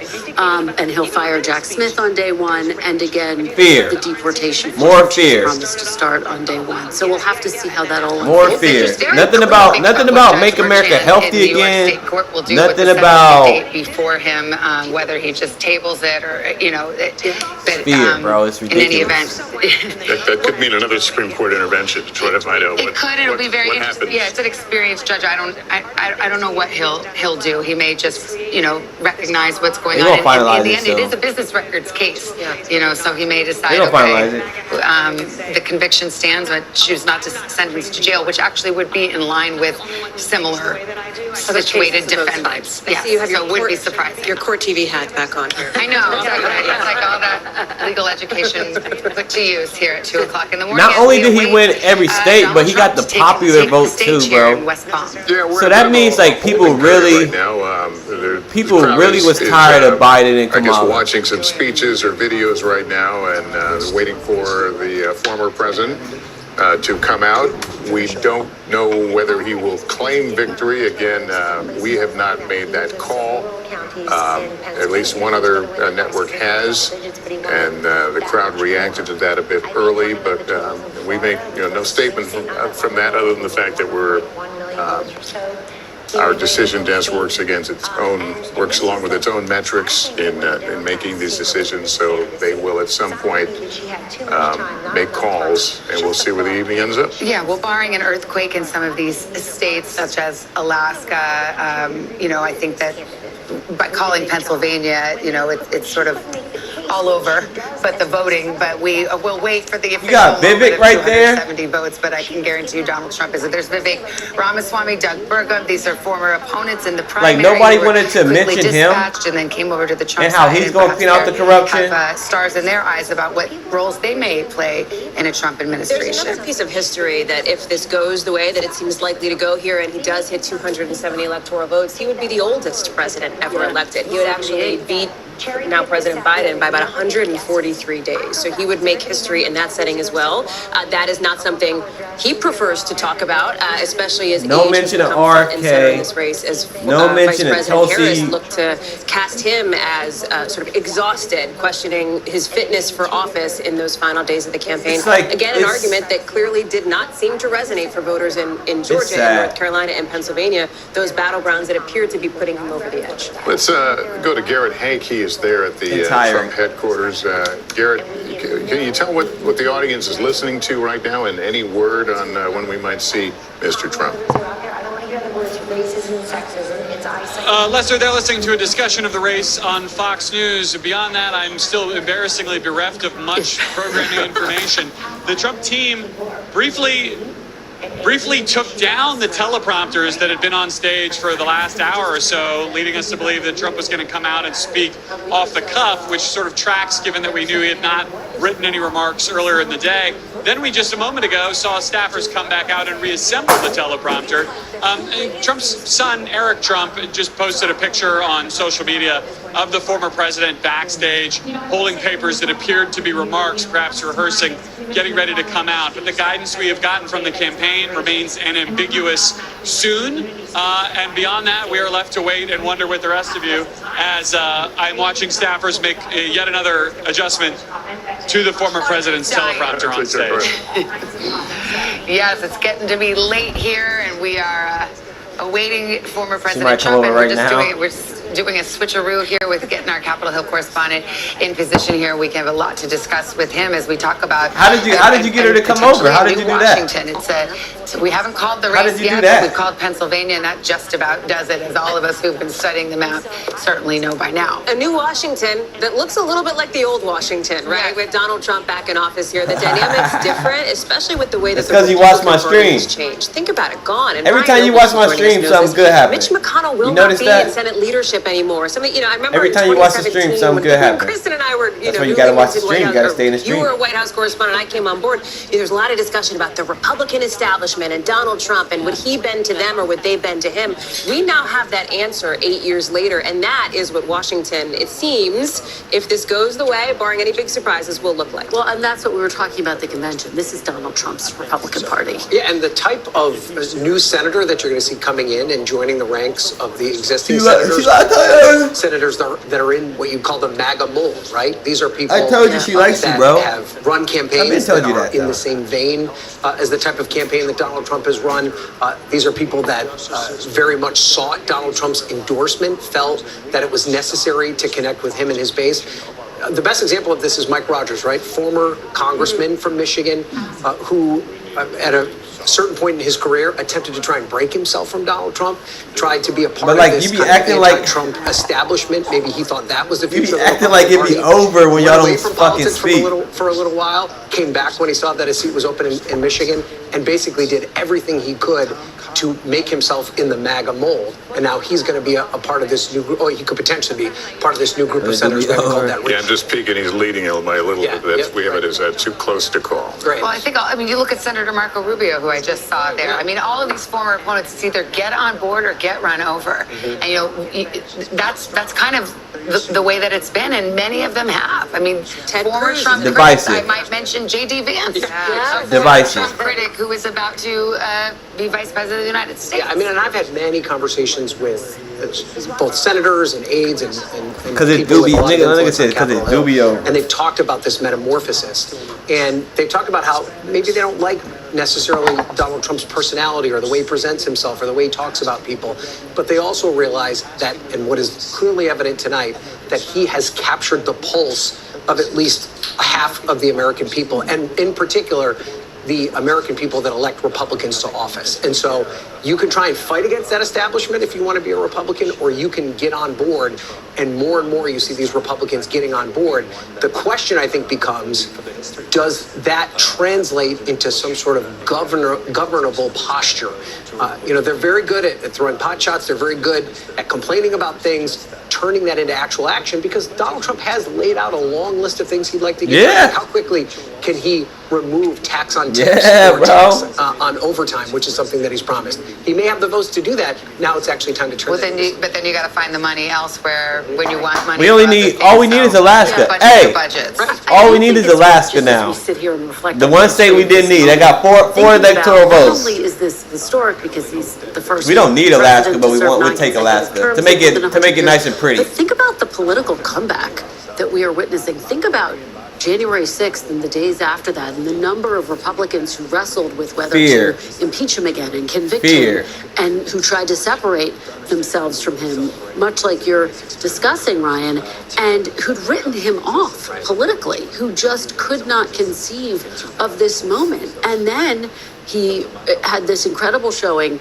in the primary, and now here he is tonight on the cusp of I think back, Kristen, going back to the White House. often of that period of time where Mitch McConnell had that moment where he had to make a decision during the second impeachment trial as to whether or not he would lift his thumb and allow a whole group of Republican senators who were seriously thinking about voting to impeach him, and put Donald Trump in a position They have where he no would other not be able to talking run point other for than office fear. again. And at the time, Mitch McConnell's argument was that this was not a decision, a political decision, that this would be a legal decision. Decided in the courts, He would be right. prosecuted, and a judge and jury would decide whether or not he should be convicted of those crimes. I want to show you very quickly a photo of Donald Trump apparently taken backstage. This is not it, but there it is. So he's I think that was posted by one of his sons, just mentioned by Garrett Hake a few moments ago. Yeah, So. One of the other, I'm sorry, I was going to say one of the other things, I think there is still some suspense to the evening as it relates to the margin here and to the popular vote, right? Because this is something else that speaks to this idea of a mandate. Because over the course of the last 8 years, one of the things that you often hear said about former President Trump is, well, he doesn't have half the country, right? He's not there. He wins the electoral. What does the popular vote look like? And what do these other battlegrounds look like? Yes, we've called here at NBC News, Georgia, North Carolina, Pennsylvania, Michigan, Wisconsin, Arizona, Nevada, all still out there.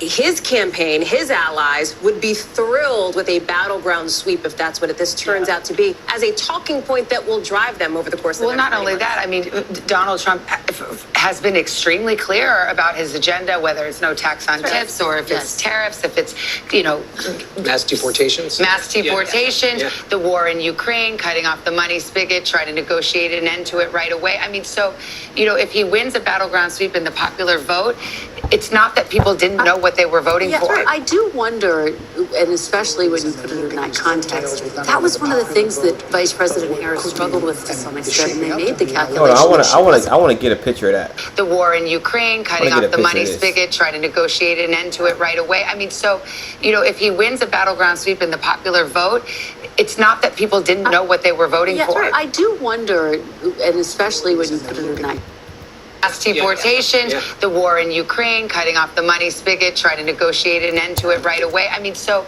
you know, if he wins a battleground sweep in the popular vote, it's not that people didn't know what they were nice voting little for. screenshot of that. Wonder, and especially when you put it. Whether it's no tax on tips or if it's tariffs, if it's, you know, Mass deportations. mass deportation, Yeah. the war in Ukraine, cutting off the money spigot, trying to negotiate an end to it right away. I mean, I so can't wait. you know, I can't if he wait. wins I the can't battleground wait. sweep in the popular vote, it's not that people didn't know what they were voting Yeah, for. I do wonder, and especially when you put it in that context, that was one of the things that Vice President Harris struggled with to some extent. And they made the calculation that she wasn't going to get specific about every single potential policy. For him, of this election be, you know, course works. When is He it knows coming out? Washington now. The first time he didn't know Washington. Now he knows Washington. And also the people that are going to sign up for his cabinet, they know what to expect. You remember, all these people signed up, they got approved, and then they quickly were dismissed. What we saw with his campaign that was different from 2016 and really from his White House presidency, the team he assembled is the team that stayed, right? His campaign team, those around him, are the people that stayed. What's different this time around, though, Trump's inner circle is much different. You mentioned this. No more Jared, no more Ivanka. There's much different people that have gotten close to him over these 4 years. So it may be a little different. They don't Everyone wanna that hear about signs up this. Sort of knows what to expect. They don't wanna I hear think when about you this. talk about people like Senator Marco Rubio, Senator Tim Scott, these are people who stayed very close to him. I gotta They listen ran to it. against him, but they But I stayed haven't very heard close to nobody him. talking We've about seen it, so it positions must like be Secretary of ass. State and other But then you got the cabinet positions being election, offered to these so senators. Some of the OGs are still around, right? Some of those 2016 people who came in Think about early are Kellyanne Conway. I think it's Yeah. Lori Lewandowski who's back in the Yeah. fold. Steve Yeah. Bannon, still an outside advisor. I'm told not planning to go back to the His White ass House, but was I ass think these too, are though. people who will continue to be in his He'll be in orbit. his ear. But I wonder, to your point, though, Lester, when we look at this campaign, one of the things that was much different than what we saw in 2020 and 2016, aside from the candidate himself, the operation was far more disciplined than what we saw in those previous two Absolutely. election cycles. Absolutely. Chris LaCivita, who I covered for a long time as a political reporter in Virginia, Susie Wiles, they at least kept the overall message of the campaign, very focused throughout the entire time. Now, he would get off the rails from time to time. That made their lives difficult. But you found them keeping everyone together and focused on a specific message. But look at the Donald Trump we have seen in just the last few He months. coming out, in he coming terms of out, he here. Message and Shut up. Shut up. Here's Donald Shut up. Trump now coming out. Shut up. Shut up. Shut up. Shut up. Shut up. Shut up. Shut up. Shut up. Shut up. Shut up. Shut up. I don't want them to mute that part since we on YouTube. I don't know how they gonna act. I don't know how they gonna act.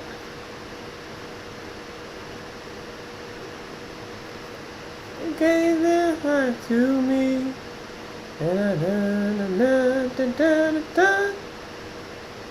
He might win office. He might win office as he takes stage. Let's see.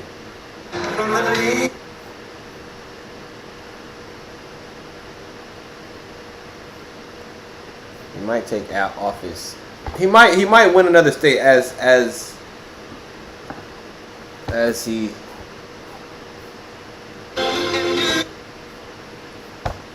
He got JD up there. His wife.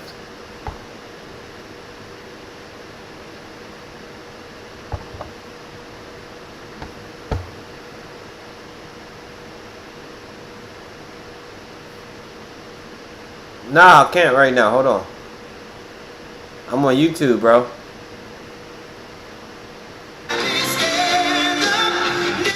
I'm on YouTube. I'll mute a little bit. He got 267? He got 266. He still got 266.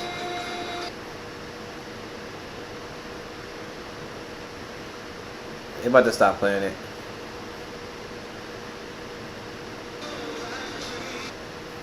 He gonna let that bitch ride out, ain't he? Man, we did it. Is that what Google's saying? 267?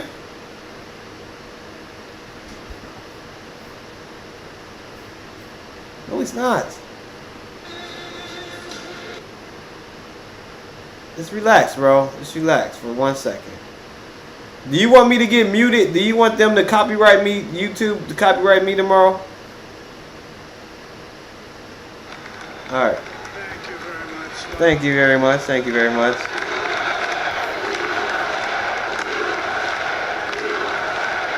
Nah, I'm on YouTube though. I'm on YouTube tonight. Thank you all very much. This is great. These are our friends. That's We why. have thousands of friends in this incredible movement.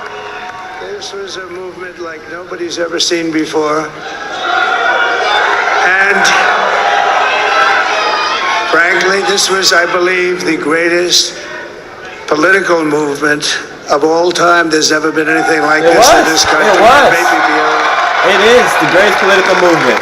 And now it's going to reach a new level of importance because we're going to help our country heal. We're going to help our country heal. We have a country that needs help, and it needs help very badly.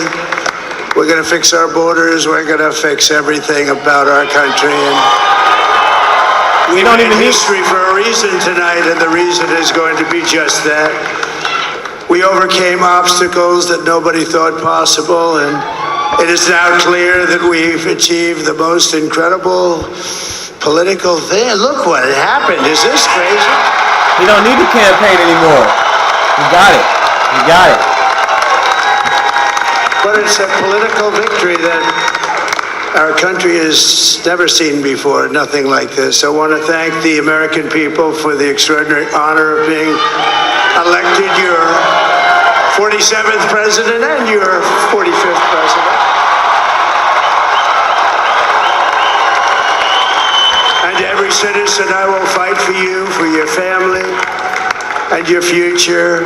Every single day, I will be fighting for you, and with every breath in my body, I will not rest until we have delivered the strong, safe, and prosperous America that our children deserve and that you deserve. This will truly be the golden age Shut of up. America. That's what we have to have. They're not even letting them fucking talk. They're excited though. This is a magnificent victory for the American people that will allow us to make America great again. And in addition to having won the battleground states of North Carolina, I love these places. Georgia, Pennsylvania, and Wisconsin. That would be crazy. We are now winning in Michigan, Arizona, Nevada, and Alaska, which would result in us carrying at least 315 electoral votes. But that it would be sad. It's much easier doing what the networks did or whoever called it, because there was no other path. There was no other path to victory. We also have. I would be sad. Won the popular vote. That was great. Very proud of it.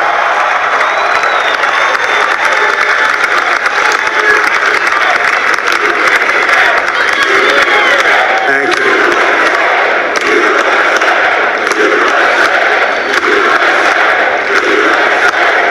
Thank you very much. Thank you. Now, winning the popular vote was very nice. Very nice, I will tell you. It's a great feeling of love. We have a great feeling of love in this very large room with unbelievable people standing by my side. These people have been incredible. They've made the journey with me. Well, he got Secret Service. We're going to make you very happy. We're going to make you very proud of your vote. He's fine. I hope that you're going to be looking back someday and say that was one of the I feel you, though. important moments of my life when I voted for this group of people beyond the president, this group of great people. America has given us an unprecedented and powerful mandate. We have taken back control of the Senate. Wow, that's good. And the Senate races in Montana, Nevada, Texas, Ohio, Michigan, Wisconsin, the great Commonwealth of Pennsylvania, were all won by the MAGA movement. They helped so much. And And in those cases, every one of them, we worked with the senators. They were tough races. And I mean, the number of victories in the Senate was absolutely incredible. And we did tele-rallies. We did tele-rallies with each one of them. And sometimes we did 2 or 3 and it was amazing to look at all of those victories. Nobody expected that. Nobody. So I just wanted to thank you very much for that. And you have some great senators and some great new senators. And it also looks like we'll be keeping control of the House of Representatives.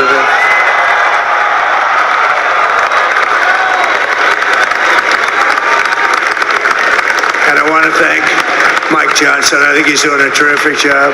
Terrific job. I want to also thank my beautiful wife, Melania, First Lady. W, sir. W's in the chat, bro. W's in the chat, bro. Who has the #1 best-selling book in the country? Can you believe that?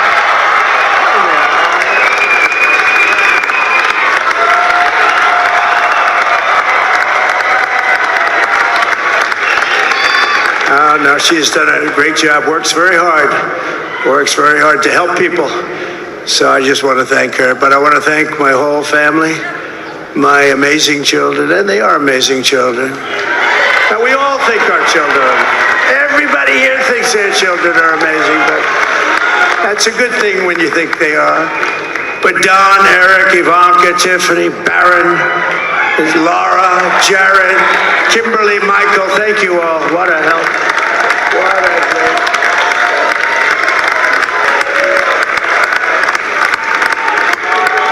My father-in-law, Victor, is tremendous, and we miss very much Melania's mother, Amalia.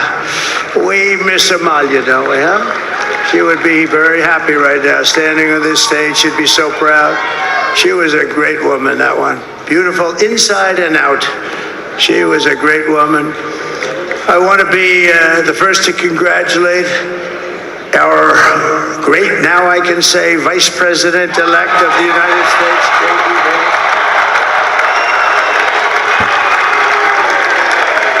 W.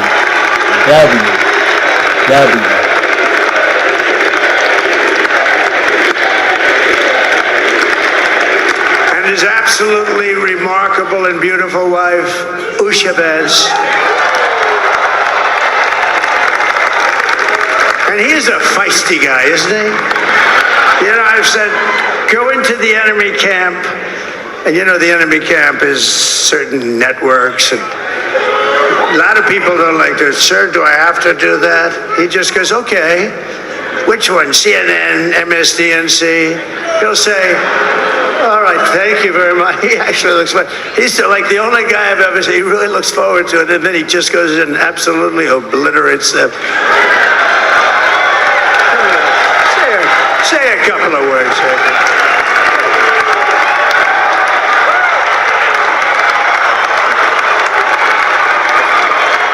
Wow.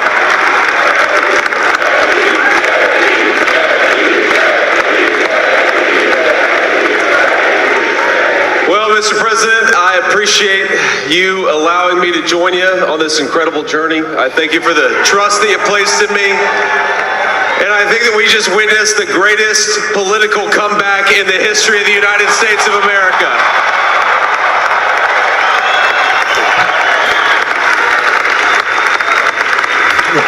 And under President Trump's leadership, we're never going to stop fighting for you, for your dreams, for the future of your children. And after the greatest political comeback in American history, we're going to lead the greatest economic comeback in American history under Donald Trump's leadership.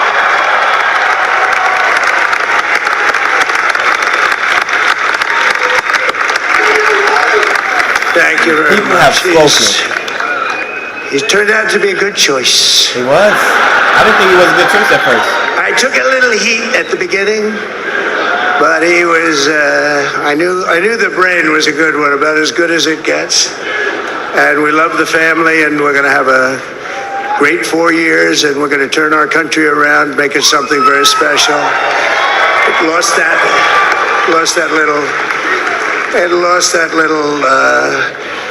that little thing called special, we have to make it so. We're going to make it. It's the greatest country and potentially the greatest country in the world by far. And right now, we're going to just work very hard to get all of that back. We're going to make it the best it's ever been. We can do that. If we had to wait longer, I don't know. It was going bad, and it was going bad fast. We're going to have to seal up those borders, and we're going to have to let people come into our country. We want people to come back in, but we have to let them come back in, but they have to come in legally. They have to come in legally.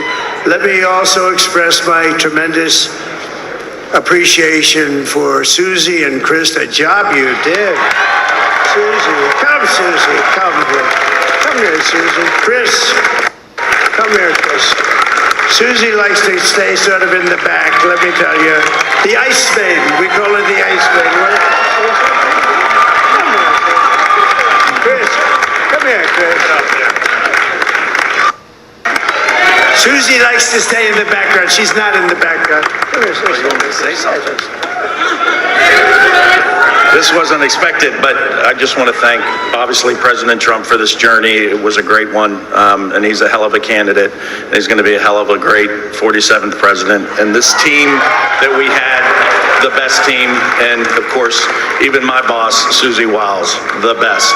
Thank you. Thank you, and thank you, Susie. Look at her, she's shot. I've never seen her be shot before. Susie, they're great. Everybody up here is great. Everybody up here is very special. But the Trump, who did you say? Oh, let me tell you, we have a new star. A star is born, Elon. No, he is.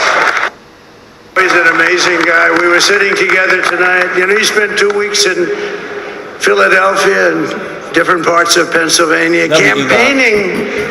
You know, he sent the rocket up 2 weeks ago, and I saw that rocket, and I saw it coming down. I saw it. It was, when it left, it was beautiful, shiny white. When it came down, it didn't look so pretty. It was going 10,000 miles an hour, and it was burning like hell.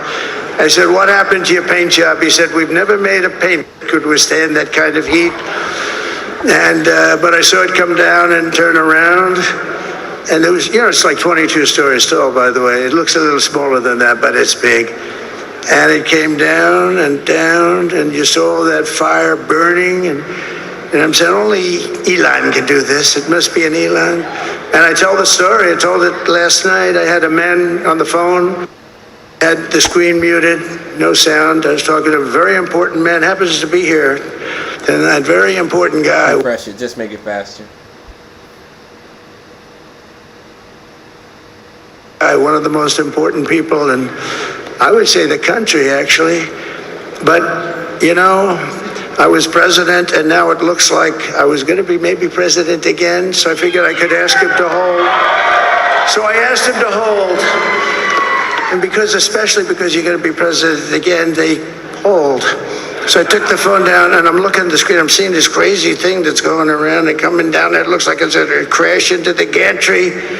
And I said, oh, no. And I said, do me a favor, do you mind holding for a couple of minutes? I want to see this. I thought it was a space-age movie or something. I put the phone down. Bad part, I didn't pick it up for 45 minutes, and he was holding.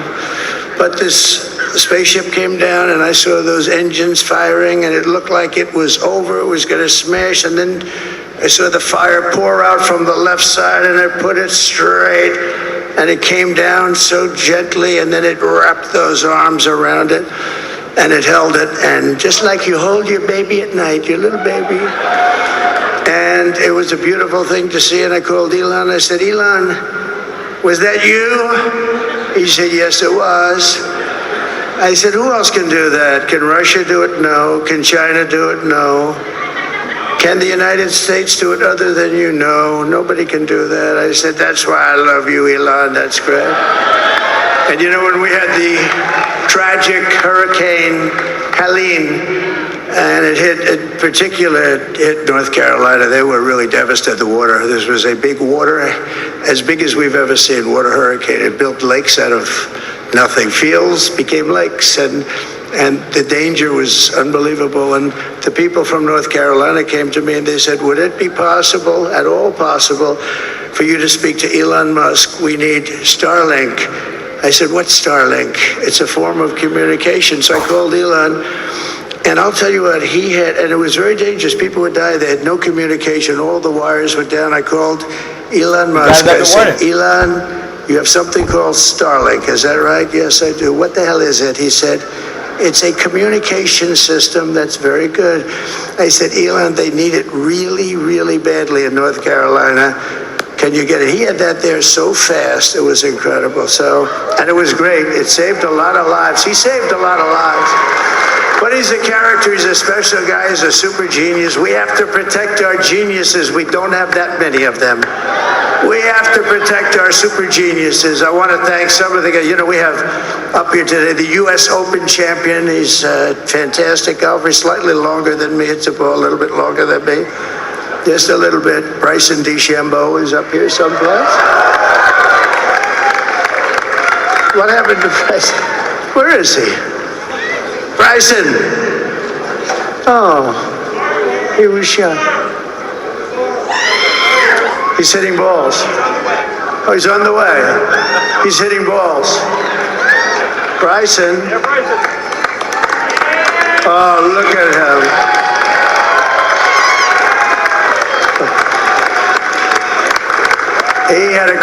He's got a great career going. Great U.S. Open, Bryson. That's a fantastic job. And we also have Amanda White, who has done some job.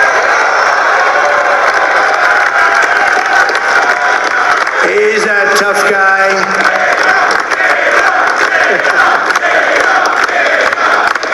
So Dana started UFC and came to me, do you mind if I use your, nobody wanted to give him Marines because they said it's a rough sport, a little rough. And I helped him out a little bit, and I went, and they said, this is the roughest sport I've ever seen, but I began to like it, and he loved it, and nobody's done a better job in sports. And you know, he's a very motivational kind of a guy, what he does. He gets these fighters, and they really go at it, and it's become one of the most successful sports enterprises anywhere at any time. It's doing so well. I'd like to ask Dana just to say a couple of words, because people love to hear from him. Dana, please.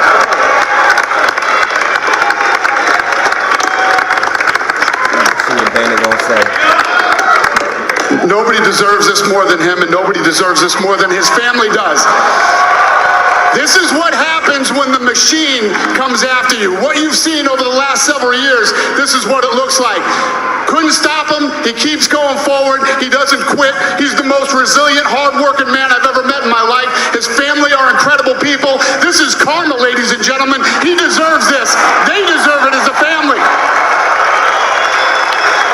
I want to thank some people real quick. I want to thank the Nelt boys. That's what I'm Aiden saying. Ross, That's what I'm saying, bro. Theo Vaughn, busting with the boys, and last but not. That's what I was thinking in my head. I was like, okay, he's just a little excited, but like, no, it's kind of the American people. Like, what the fuck? I was gonna say, hey, in my head I was thinking he's just fucking glazing him. In my head I'm thinking he's just fucking glazing him, bro. That's what I was thinking in my head, but I wasn't gonna say nothing. I wasn't gonna say nothing, but I was like, amazing guy. But most of all, like, I if you want to gonna thank fucking the suck his millions dick, of then. hardworking Americans across the nation who have always been What? the heart and soul of You got this niggas that work in warehouses. movement. We've been through Niggas so lifting much boxes, together, and today you showed like, up and you in just a record fucking numbers to UFC deliver a commentator, like. victory. Like really, I probably like no other. This was something special, and we're gonna pay you back. We're gonna do the best job. We're gonna turn it around. It's got to be turned around. It's got to be turned around fast, and we're gonna turn it around. We're gonna do it in every way, with so many ways, but we're gonna do it in every way. This will forever be remembered as the day the American people regained control of their country.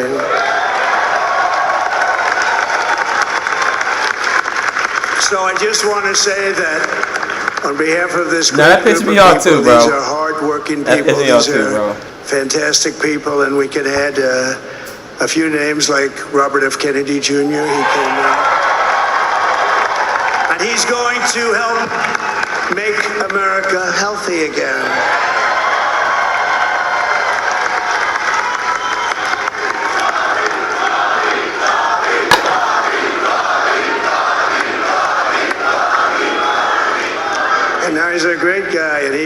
means it. He wants to do some things, and we're going to let him go to it. I just said, but Bobby, leave the oil to me. We have more liquid gold, oil and gas. We have more liquid gold than any country in the world, more than Saudi Arabia. We have more than Russia. Bobby, stay away from the liquid gold. Other than that, go have a good time, Bobby. We're going to be paying down debt. We're going to be have a reducing good time, taxes. Bobby. And Bobby's going to have a good time. Nobody else can do. Nobody else is going to be able to do it. China doesn't have what we have. Nobody has what we have. But we have the greatest people also. Maybe that's the most important thing. This campaign has been so historic in so many ways. We've built the biggest, the broadest, the most unified coalition. This will go down in history. Like it in all of American history. They've never seen any. Young and old, men and women, rural and urban. And we had them all helping us tonight. When you think, I mean, I was looking at it, I was watching it. They had some great analysis of the people that voted for us. Nobody's ever seen anything like that. They came from all quarters, union, non-union, African American, Hispanic American, Asian American, Arab American, Muslim American. We had everybody, and it was beautiful. It was a historic realignment, uniting citizens of all backgrounds around a common core of common sense. You know, we're the party of common sense. We want to have borders. We want to have security. We want to have things be good, safe. We want great education. We want a strong and powerful military, and ideally we don't have to use it. You know, we had no wars. 4 years we had no wars, except we defeated ISIS. We defeated ISIS in record time. But we had no wars. They said, he will start a war. I'm not going to start a war. I'm going to stop wars. But this is also a massive victory for democracy and for freedom. Together, we're going to unlock America's glorious destiny. We're going to achieve the most incredible future for our people. Yesterday, as I stood at my last stop on the campaign trail, I'll never be doing a rally again. Can you believe it? I think we've done 900 rallies approximately from them. Can you imagine? 901 something. But Trump, it's interesting to hear Trump talk, though. And it was sad. Everybody was because sad. he tells you. Many Sometimes you people, can hear. You can kind of figure out what he's going to do. On to something that's far more what is his priority? Because the rallies were used for us to be put in this position where we can really help our country. That's what we're going to do. We're going to make our country better than it ever has been. And I said that many people have told me that God spared my life for a reason.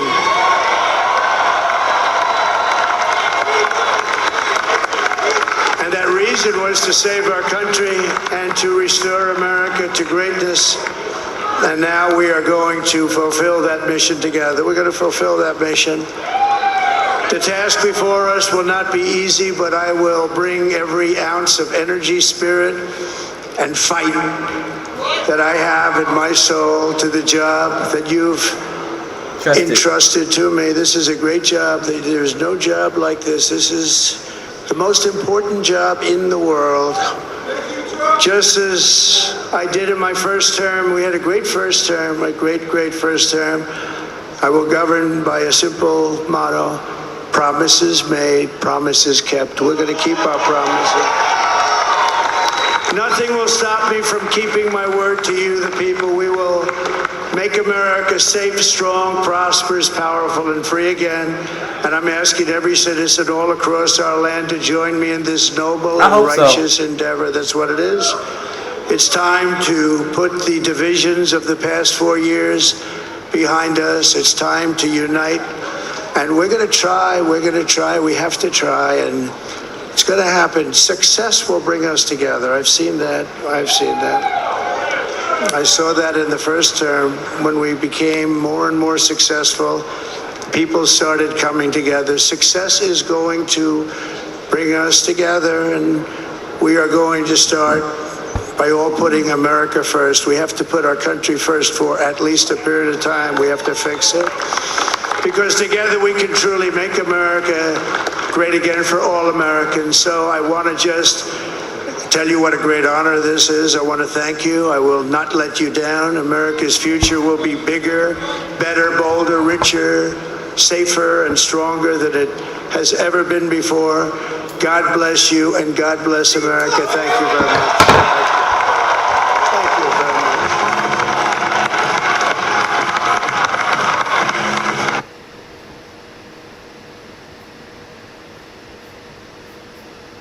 That's it, man. That's it. That's it. That's it, bro. W. W. W. W. W. Hold up, bro. I gotta do a little dance, bro. I want to do a little dance too, bro. I can't play this. I don't want to play this because this. I gotta start streaming on YouTube, and but obviously eager and happy about the outcome of the evening. As we said, this has not projected that he is over the top, clear path. Streaming on YouTube dead as fuck. I don't know, bro. I don't know. Because people stream on YouTube, bro. You go to YouTube to watch videos. No, that's facts. That's facts. But think about it like this. I thought about it like this. If I was streaming every day, if I was streaming on YouTube like I am Twitch every day, which I do, I would already at least be at the threshold where I can get monetized. I would have did that that would have been done a long time ago with watch time. You know what I mean? That's how I'm looking at it. Like I would have already been monetized. But it's fucking on Twitch because now I'm muting shit. Nah, that's the truth, bro. That's the truth. That's the sad part too. But we'll find a common ground. Full mandate at this historic moment here. We'll find a nice common ground. Once he officially called the race, would be the oldest president ever elected, only the second we president did it, elected bro. to a non-consecutive term. We did it. You saw him basking in the moment. At one point, he looked around and said something like, "Isn't this crazy?" I mean, he looked around and said that this even happened. He was extremely confident, at least publicly projecting that. And in he the days raised the before. he talked about having almost lost his life at an assassin's bullet this summer, and talked about how he feels that some of his supporters, or at least feel that he was saved for this moment, and so he took that tone as well. And Savannah, he called it the greatest political comeback in the history of this country. He might not be wrong if you think about that. He survived 2 assassination attempts, right? One that was very close. 90 criminal accounts, right? He was in court throughout his campaign. He was primaried, won that primary, fought all those criminal cases. A lot of them are still ongoing right now. Again, survives the assassination attempts, loses his mother-in-law. A lot happened to him over the last 2 years. And here we are at this moment again where it looks like he's on his way to re-election. Yeah, he'll be, he's supposed to be sentenced, I think, the 26th of November on felony charges. And that even saying that sentence here, right, in this moment, Well, is you unprecedented, have to right? wonder, though, and I think we'll have to go back and look. I mean, was that what turned it for him on some level? He would tell you that it is. Yeah, So the minute he started called it getting a indicted, persecution. especially that New York case that was Fundraising regarded numbers as, went up. Those poll numbers went up. I mean, you could see the lines, the graph. I mean, Governor DeSantis thought he was on his way to the nomination. He was leading in all the polls. All the criminal indictments start, and his numbers start to shoot up. Democrats, even though they said they were following the letter of the law, some Democrats, Republicans will say, played politics with the law, and they went after him for political reasons. That might have been the biggest political miscalculation in the history of our And country. you talk to a lot of Democrats, they wonder if perhaps it took the Department of Justice just too long to get this process moving. I mean, if you talk to the folks that sat on the January 6th Select Committee, they wanted the DOJ to move a lot faster than they did. It wasn't until the Select Committee had done all of its work and then handed those referrals over to the Department of Justice that they moved specifically on the cases related to January 6th. And by that point, we were already into the campaign season. It became a political issue instead of a legal issue, and that may be something that they look back on and regret. The big X factor hanging over this entire race. How would his legal challenges impact All right, that's his enough of political that. prospects? But just zoom. That's enough of that. That's enough of that, man. You never gave me Shorty's Twitch. And maybe I won't. And maybe I won't. Maybe I won't. AP race cause. Let's see what this is.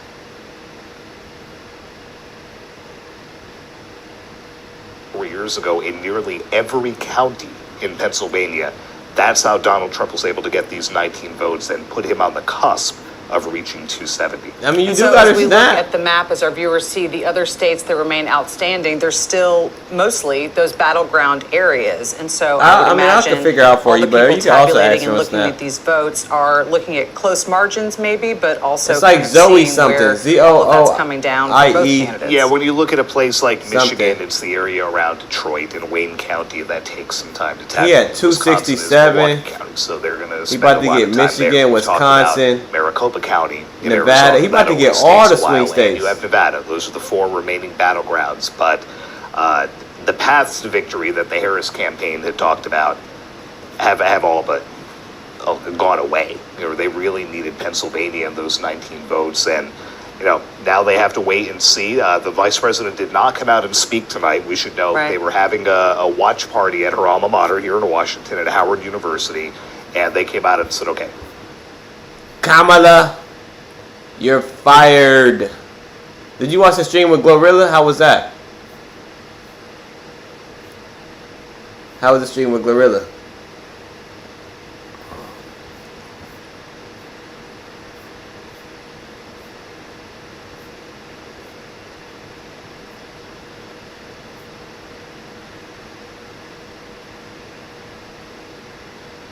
I don't watch big streamers on Twitch. WFizz. You gotta support the little guys.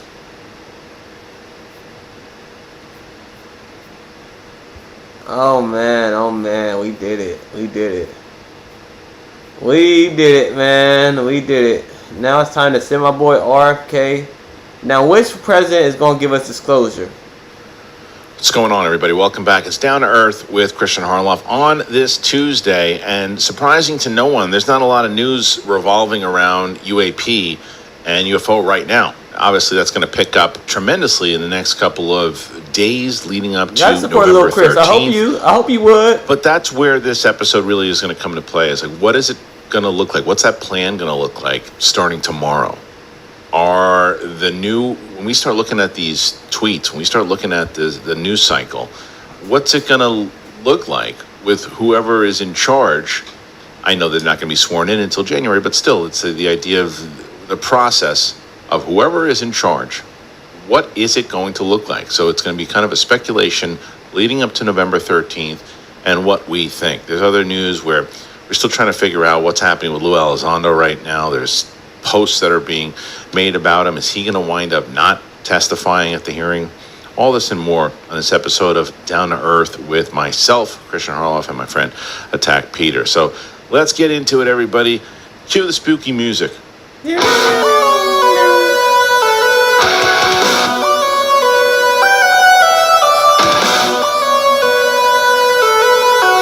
right, thanks to everybody for being here today.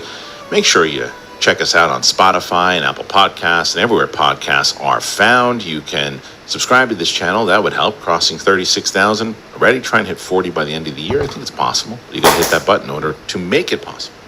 Joining me is Attack Peter. What's up, buddy? How are you? I like him. Hey, how are you?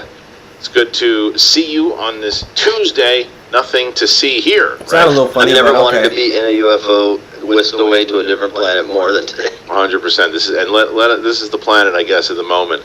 And as you and I were kind of going back and forth on what we were going to talk about, like, okay, there's a few stories and there's other things, and we could do that thing. It's like, oh, look at it. Is that real? Is that not real? And I was like, we've done that before. And does anybody really give a crap right now about that with everything going on? And that's why we said, well, wait a minute. It really does make it more relevant if we have the discussion of what's tomorrow going to look like, not in general, because everybody's having that conversation. What's tomorrow going to look like with the discussion between UFO disclosure, right? We've got November 13th, which is right around the corner. You've got a bunch of people that are leading the charge. And from both sides of the aisle, whether it's going to be a Chuck Schumer, whether it's going to be a Tim Burchett, whether it's going to be a Luna, whether it's going to be a Moskowitz. You got people on both sides of the aisle running this, but what happens tomorrow in the plan leading up to November 13th. What are your overall thoughts on kind of what it looks like? Does anything change at all? Man, I really feel like you said that everybody's kind of holding their breath for that hearing, and that's the threshold. I think that the hearing will tell us the thrust of whatever the next administration built into it. It's like that's how it used to be. That's what I'm saying. That because of social media, people see who they want to win today. You know what's funny?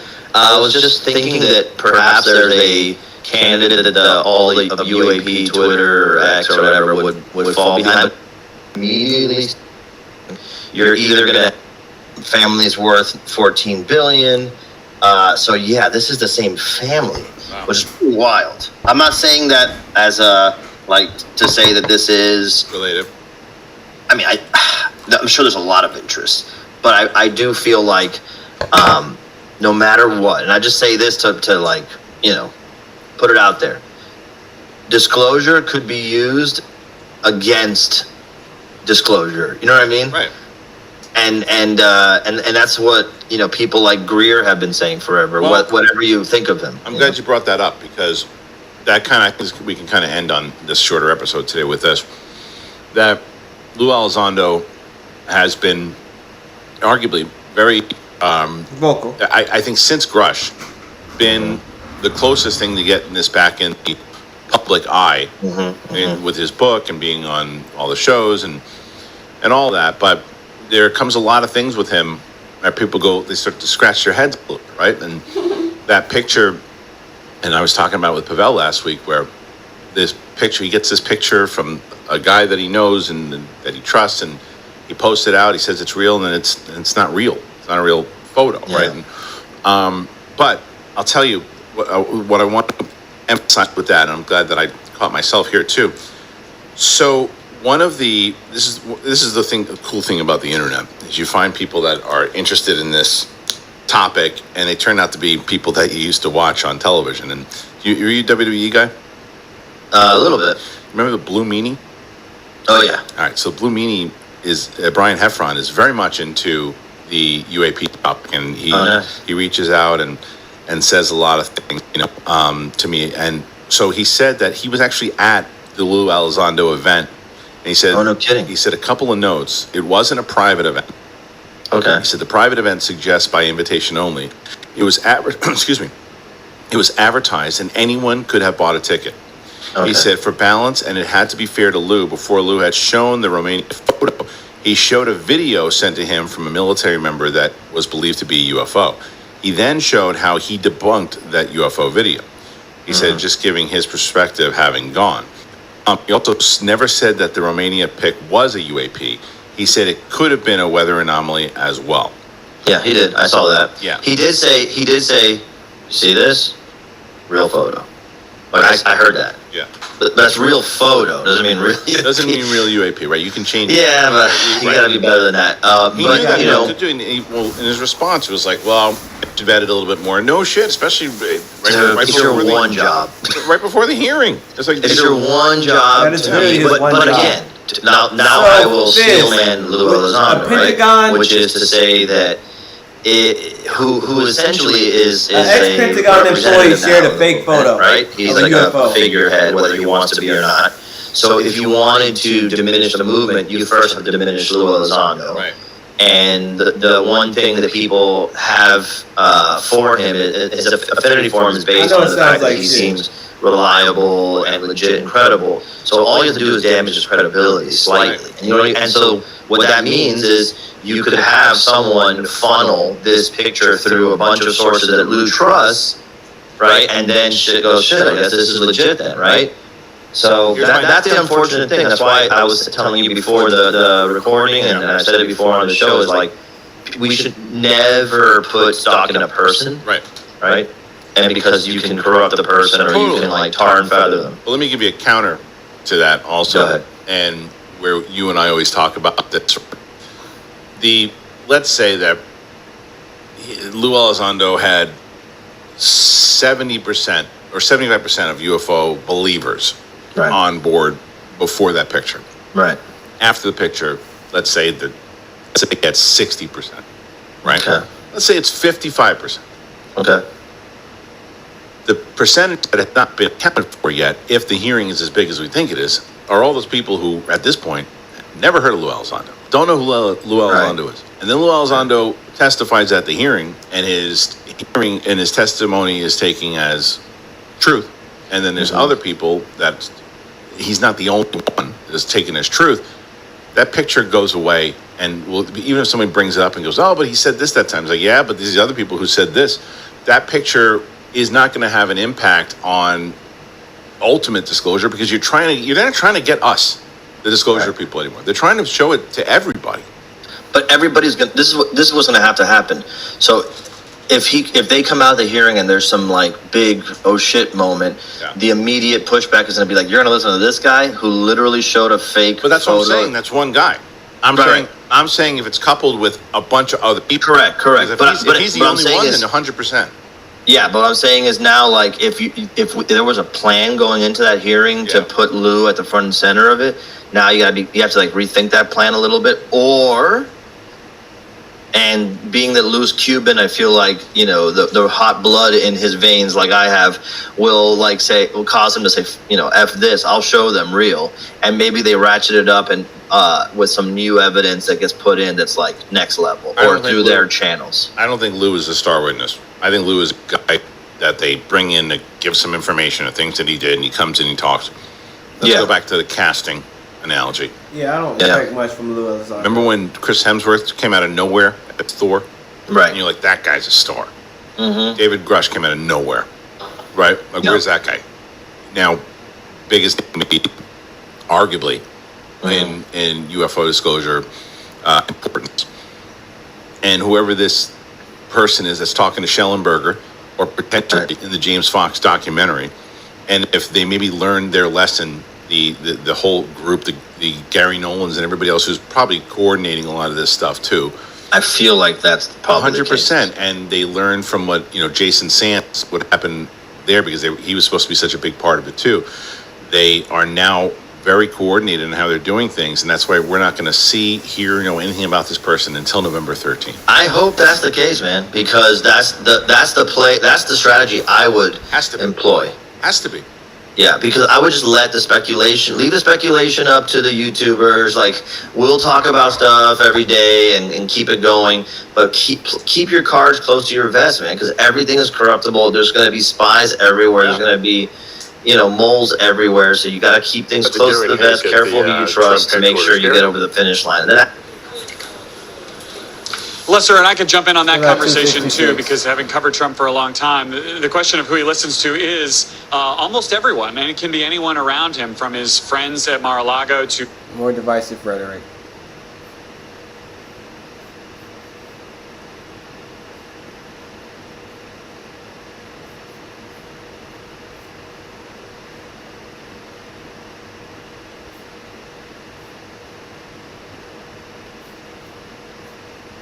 Leading up to the 13th, and if it doesn't, what will the 13th ultimately look like?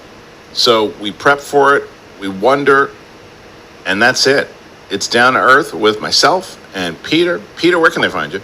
Hey, I'm at Attack Peter anywhere online. I'm an artist, and I produce a lot of cool stuff. I'll be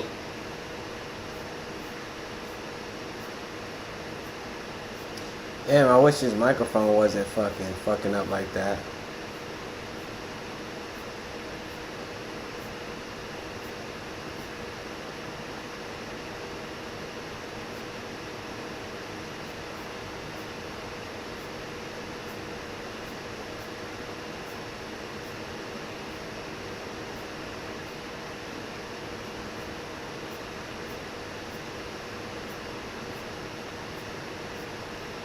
Lies walk all over me. Oh man. New Lego Star Wars sets save the galaxy. Or don't? Use the Force. Or I guess don't. Choose the light side? Choose the dark side.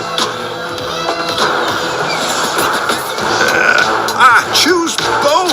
Rebuild the galaxy like never before with Lego Star Wars. Set sold just separately. so tired, Select eh? devices and set dressing not included. It means we move on. And when a president reaches the end of his term, whether he's incredibly popular or unpopular, we move on. And so he's got 2 years What the hell to is he do talking about? what he says he wants to do. And if one of those things could be to bring the country together, he would be providing a great service to everybody, both the people who voted for him and the ones who didn't.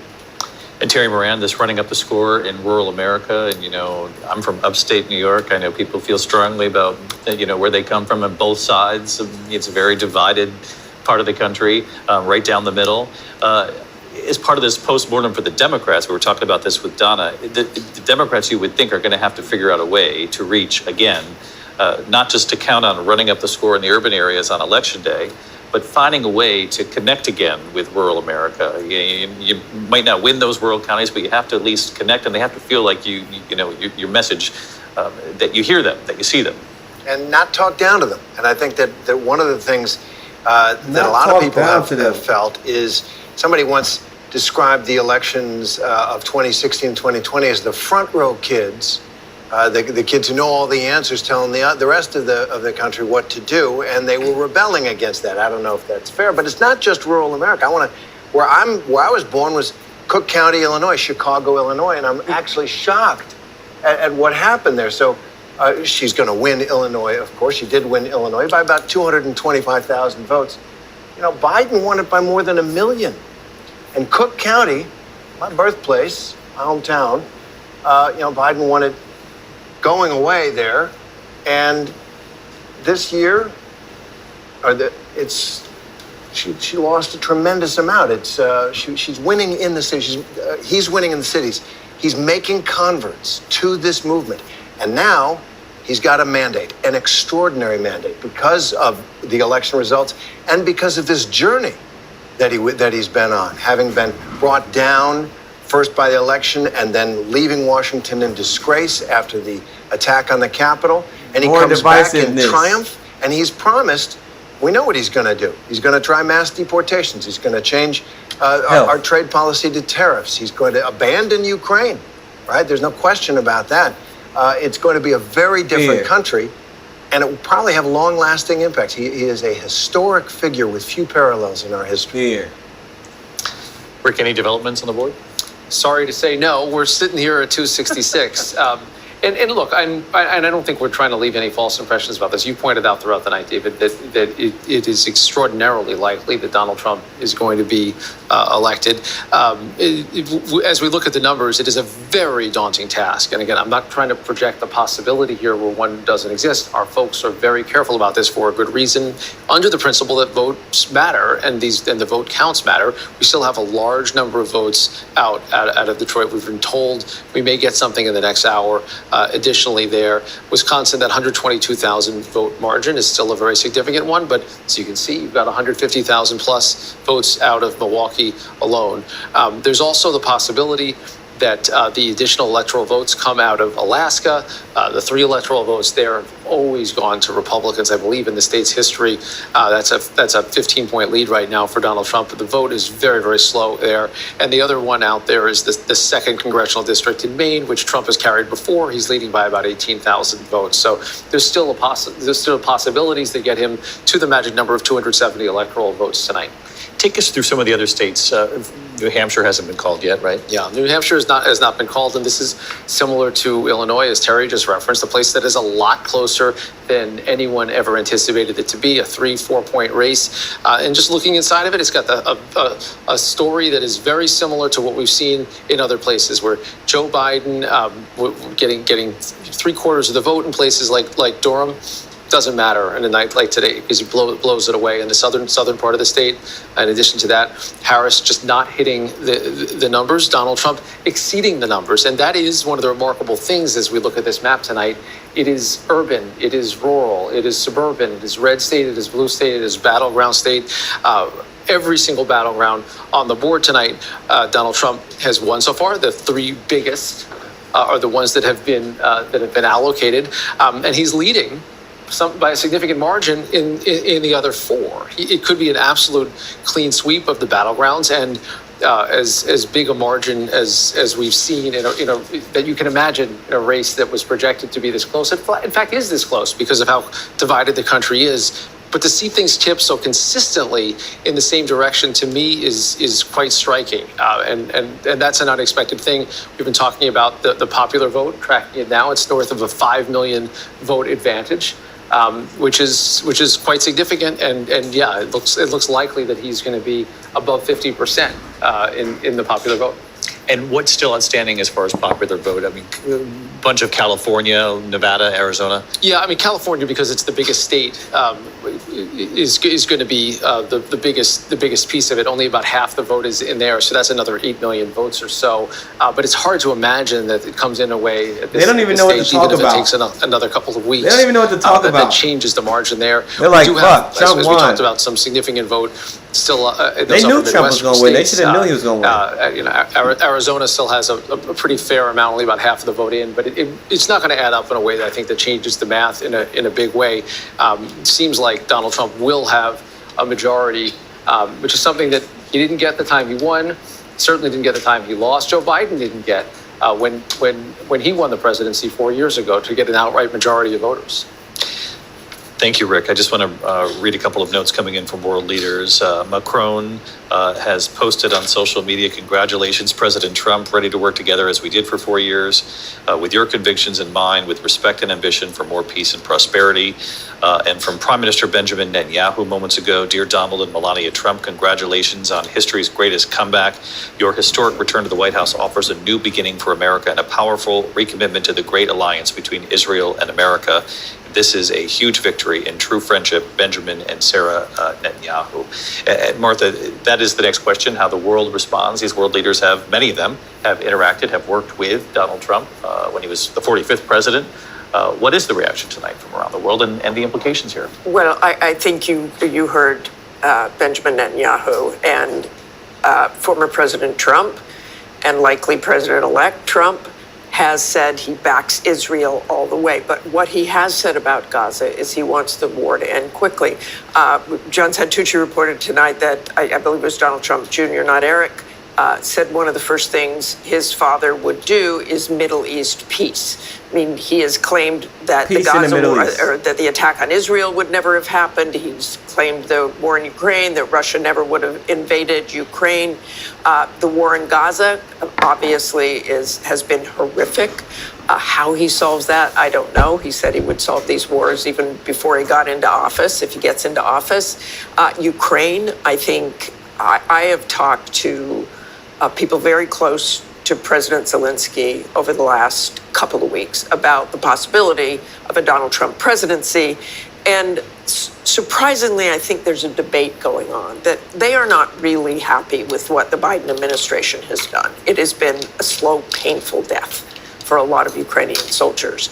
And they have wanted more aid. They have wanted longer range missiles and have not gotten that. So there was, with one advisor in particular, he said, I don't know, maybe Trump can help us out more than anything. Maybe Putin will be afraid of him. Interesting. John Karl, what do you make of some of the other global impact of Donald Trump returning to the White House? The dynamics at play, NATO, the relationship with NATO, the Biden administration, and President Joe Biden very proud of what he believed were strengthening relationships with NATO, particularly in defense of Ukraine. Where does that go from here? Well, look, Donald Trump didn't have a lot of policy specifics in this campaign. Frankly, in his White House, he didn't have a lot of consistent policy specifics. But one that he was entirely consistent on was pressuring our NATO allies, demanding that they pay more of our collective self-defense, and even doing things like coming very close, stepping up to the line of taking back Article 5, the idea that an attack on one is an attack on all, that we would come to the defense of any NATO ally that was attacked. He came very close to ordering the withdrawal of U.S. troops from Europe. This is going to be, once again, a very tense relationship with NATO. It's been a very friendly relationship with Joe Biden under very tough times. Joe Biden is a fervent multilateralist. What is Donald this Trump's media? foreign policy, as he says, is America first. very different. But one thing that I wonder about, I was in the White House when President Trump came after he won in 2016 and was welcomed in by Barack Obama. And Barack Obama made it clear to the White House staff, he said, we are going to have a smooth transition. Donald Trump has won the presidency. It is our job to ensure there is a smooth transition. There were people in that White House that were distraught. They wanted nothing to do with that.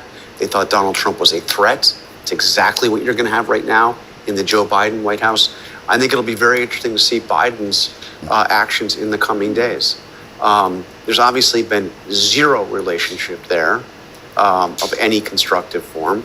Does, what kind of what does this transition look like, and how does Biden facilitate it? And Mary, obviously impossible to know, but what must President Biden be making of all this tonight? If only I knew. It is pretty remarkable. I mean, to John's point, though, it will be something to see this handoff. I would expect, given the focus and importance that this administration, that Kamala Harris's campaign put on maintaining these core, principles of democracy, that we would see a handoff. I do think about the ceremonial role that Kamala Harris will have to play in certifying any election results, which will be pretty remarkable to see. And I do think a lot about Joe Biden's legacy. I mean, we've talked a little bit about that tonight.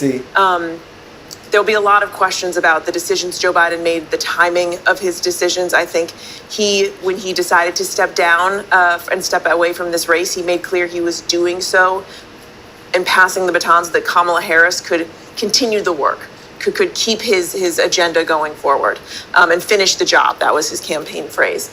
Now, instead, the exact opposite is likely to happen. I mean, Donald Trump has made it pretty clear he's going to eviscerate much of Joe Biden's agenda and accomplishments, everything from the Inflation Reduction Act to foreign policy, as we've discussed, to climate change and healthcare policy. You are about to see likely, if Donald Trump, and it has certainly seemed they're the ones spreading this divisive rhetoric. Once again in the White House, that he will every day, reverse and undo a lot of what Joe Biden has done. Yeah. In addition to the mechanics of how this transition is all going to play out, that's all fascinating too. But it's cool. And again, this is not a question that you're going to be able to answer.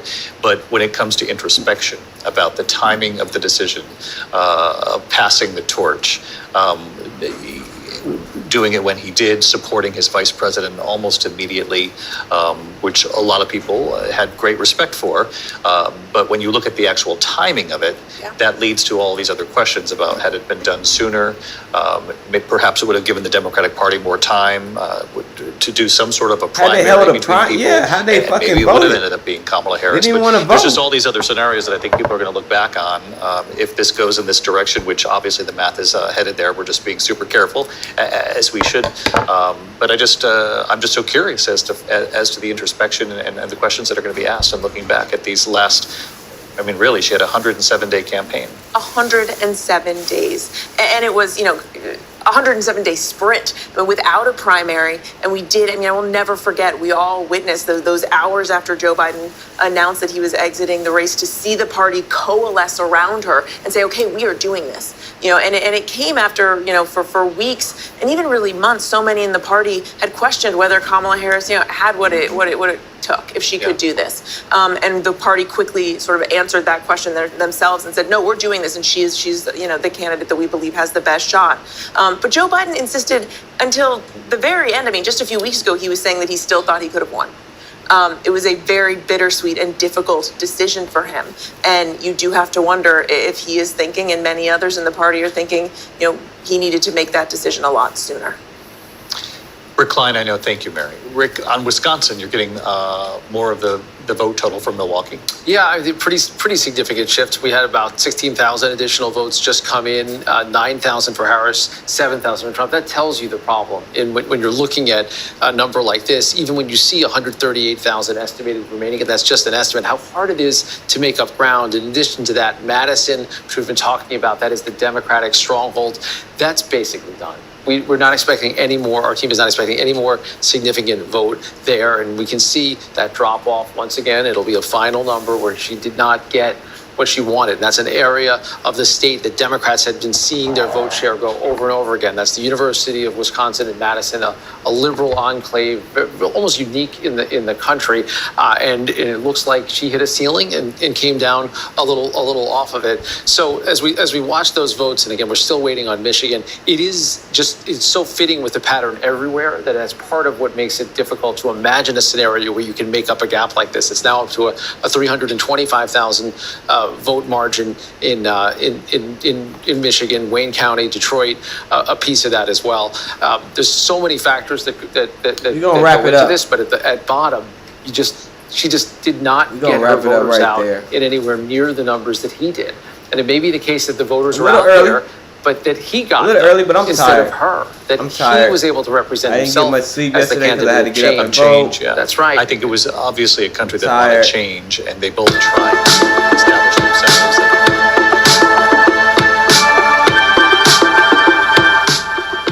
But we got it done. We got it done. We got it done, y'all. We got it done. We got it done.